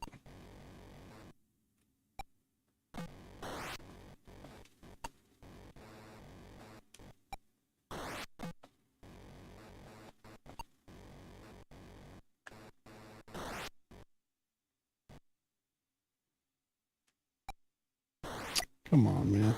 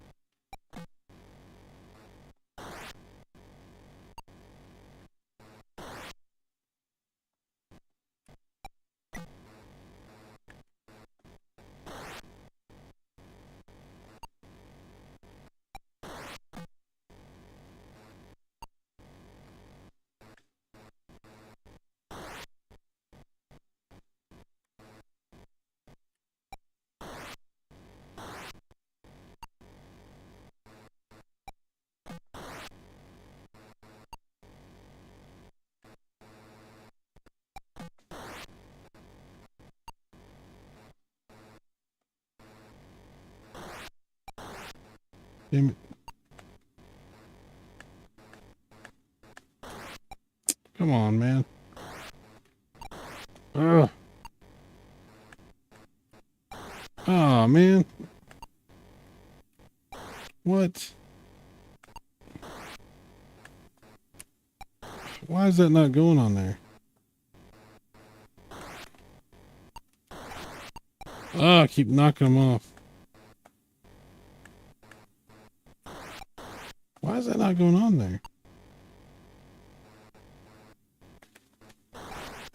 Maybe I don't. Maybe. Nope, can't do that. Wow. I bet I was supposed to just put the rope on her and bring her up. I bet that's what I was supposed to do right there. God dang it, I'm stupid. Damn it. I'm not a smart man.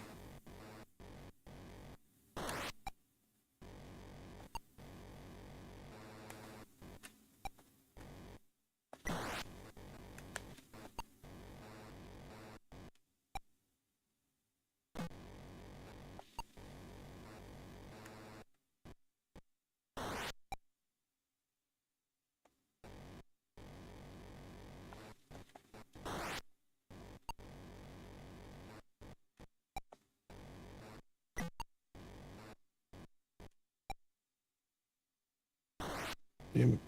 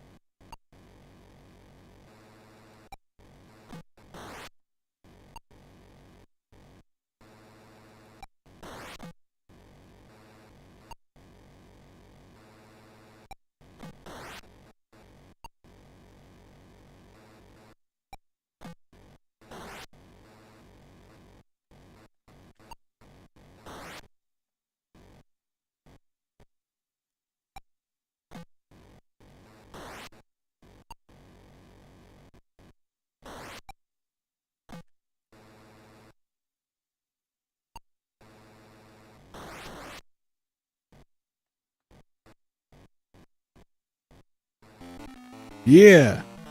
See? I knew I could figure it out. Save Mary, I thought they didn't need a man's help. That's right. This game is sexist. You're right. Get her to the cliff on the left or right. Yes. Finally, I figured it out. Silverwings. That's a fun game. I played that for many hours a while back. I think it's on, like I said, that other collection that I have. There is just something about Mary. You're right. That's right. That movie is stolen assets. They stole the idea from this game.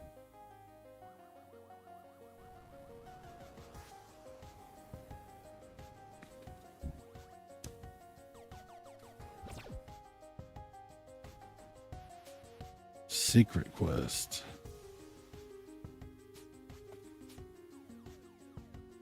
There's a bunch of games. Oh yeah. Solaris is an awesome game.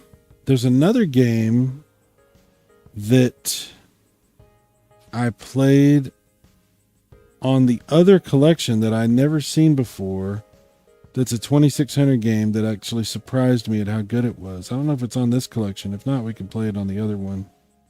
And I can't remember what the name of it is.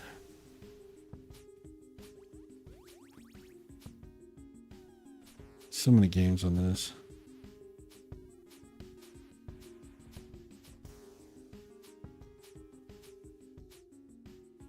See, this is why it took me forever to buy these two cartridges, Silver Wings, because they sell these, and I bought these from Atari, from the new Atari, and they're really nice cartridges.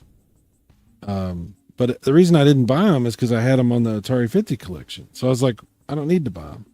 But then I was like, no, I want to buy them. And honestly, they're not expensive, so it was a good buy. I'm glad I got them.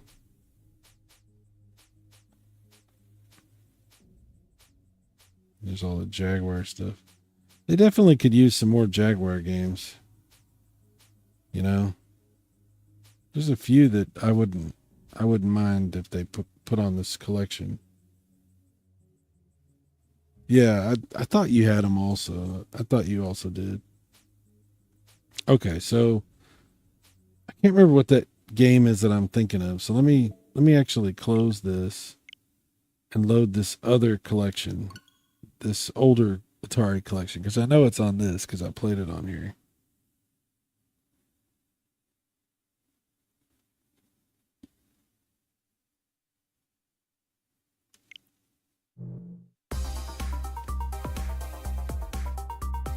Okay, it's a 2600 game. It's very impressive, and it kind of reminds me of Solaris or Solaris, however you say it.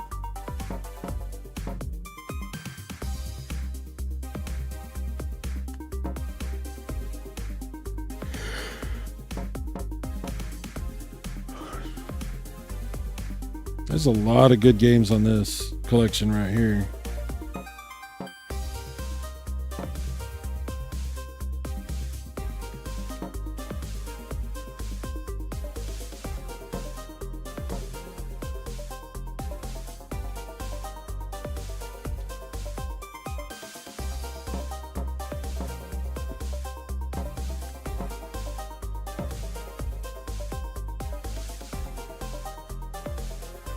Oh, I think that's it.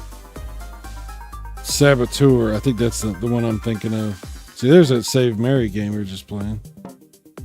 Hey, Moogle. My cat just came up here.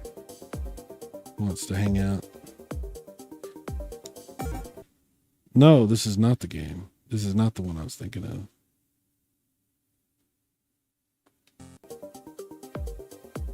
I thought that was it, but it's not. Sentinel. Maybe that's it. No, that's the shooting game. That's the light gun game they have for the 2600. Believe it or not.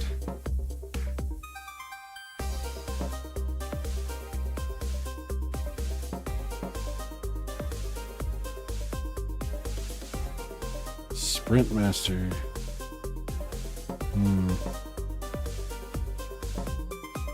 See, now I'm like not even remember what the name of this game is, but I know it's really cool. I just got to find it.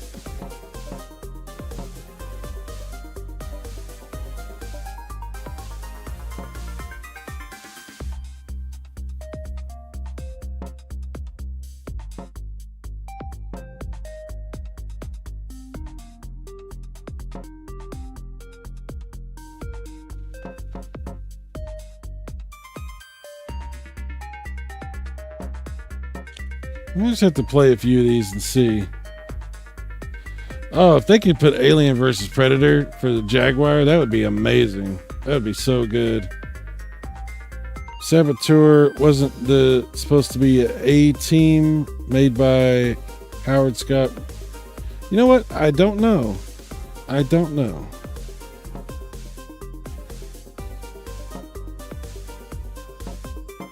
Let's see what this is. Oh. That is definitely not what I was thinking. That's also very loud. How do I get out of this main menu? Come on. There it is. Okay. I was like, how do I get out of it? Okay. Slot racers. Nope, that's not it either. Nope.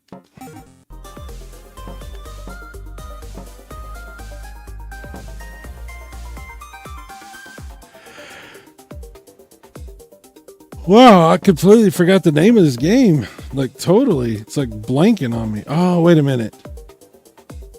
This is the game that I was thinking of. This has to be it. Yes, this is it. Radar Lock. It's like, it looks a lot like that other game. And now I'm blanking on that name too. God dang it. Solaris. But look how it does this rotating skyline.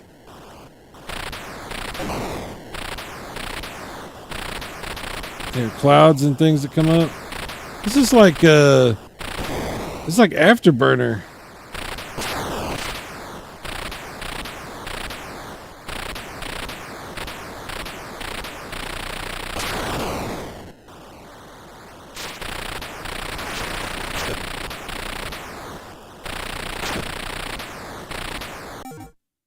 Okay. This is called Radar Lock. Radar Lock. I'm going to play it some more.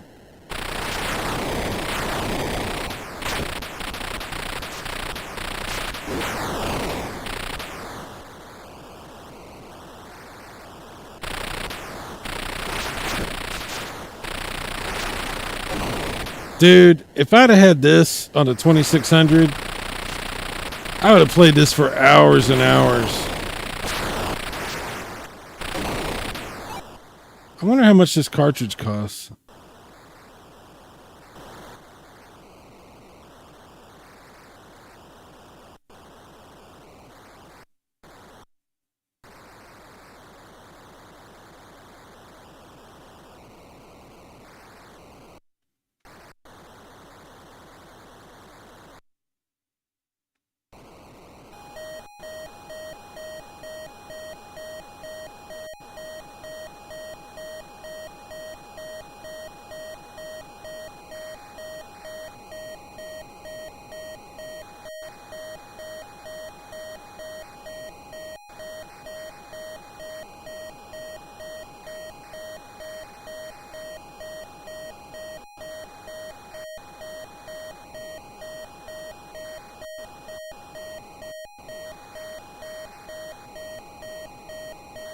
Damn, I can't seem to...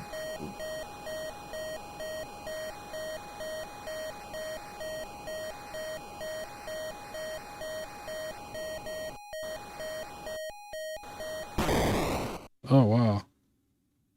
Okay. It's about $20. It's not too bad.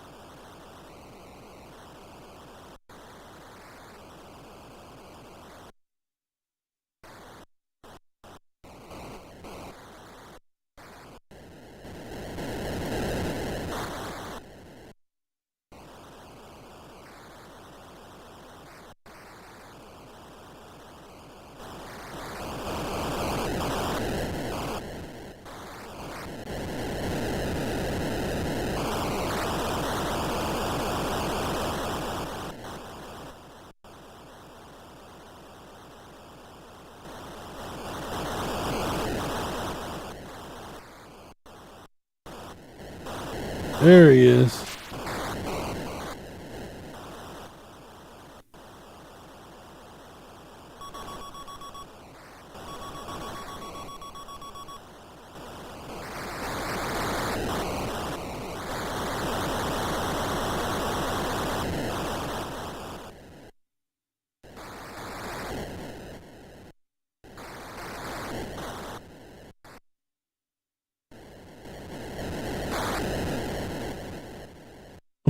Jon Snow's freaking out by the noises he's making.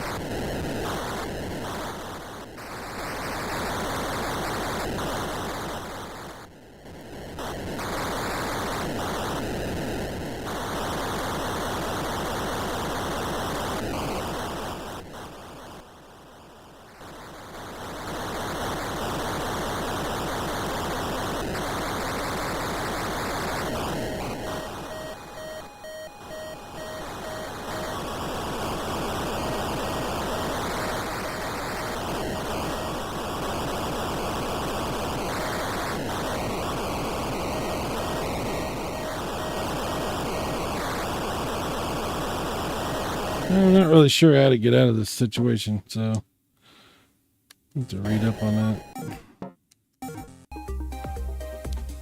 Interesting.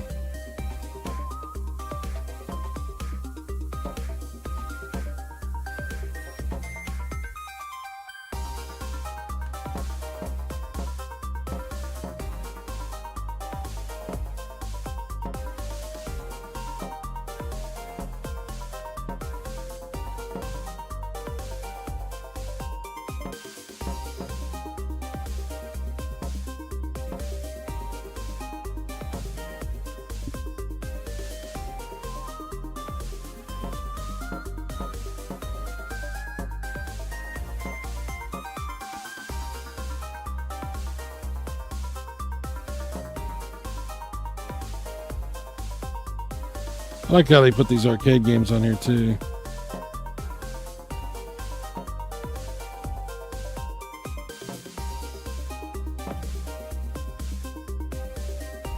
I was playing that earlier on the other one.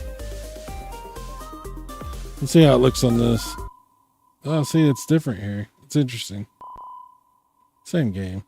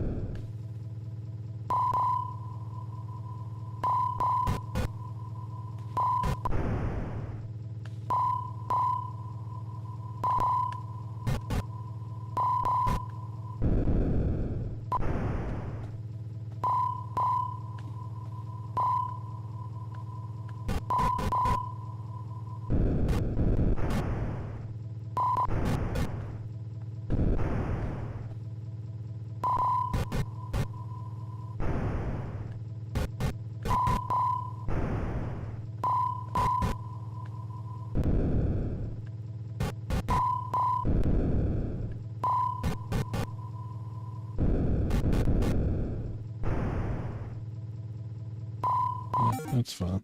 I like that game.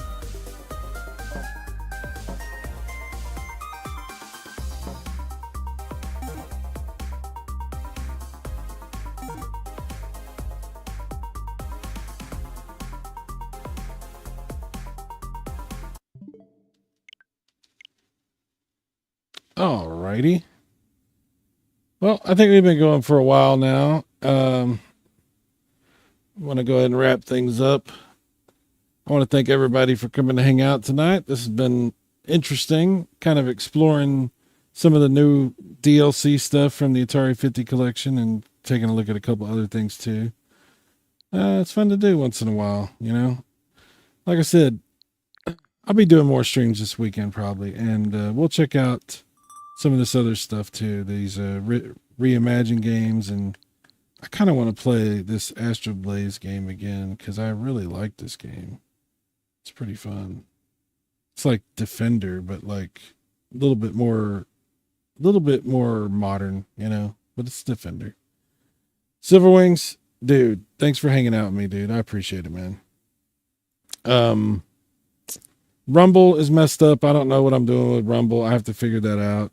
I don't know. We'll see. But yeah, Luke's Awakening. Thanks for being here, Luke. Nurse Healer, thank you for stopping by. Kamikaze Sound Waves. Chef Bernardi. That's funny. Thank you. I know Last Line was here earlier. Mike Wolf. Born Distracted was here. Apocalyptic Minister. Television Gamer. I'm sure there's people I'm missing. I'm sorry about that. But I appreciate chilling with you guys. So I think I'm the only one left here. Yeah, you and me. You and me both, Silverwings. I'll see you guys next time. Thanks for hanging out. Bye-bye.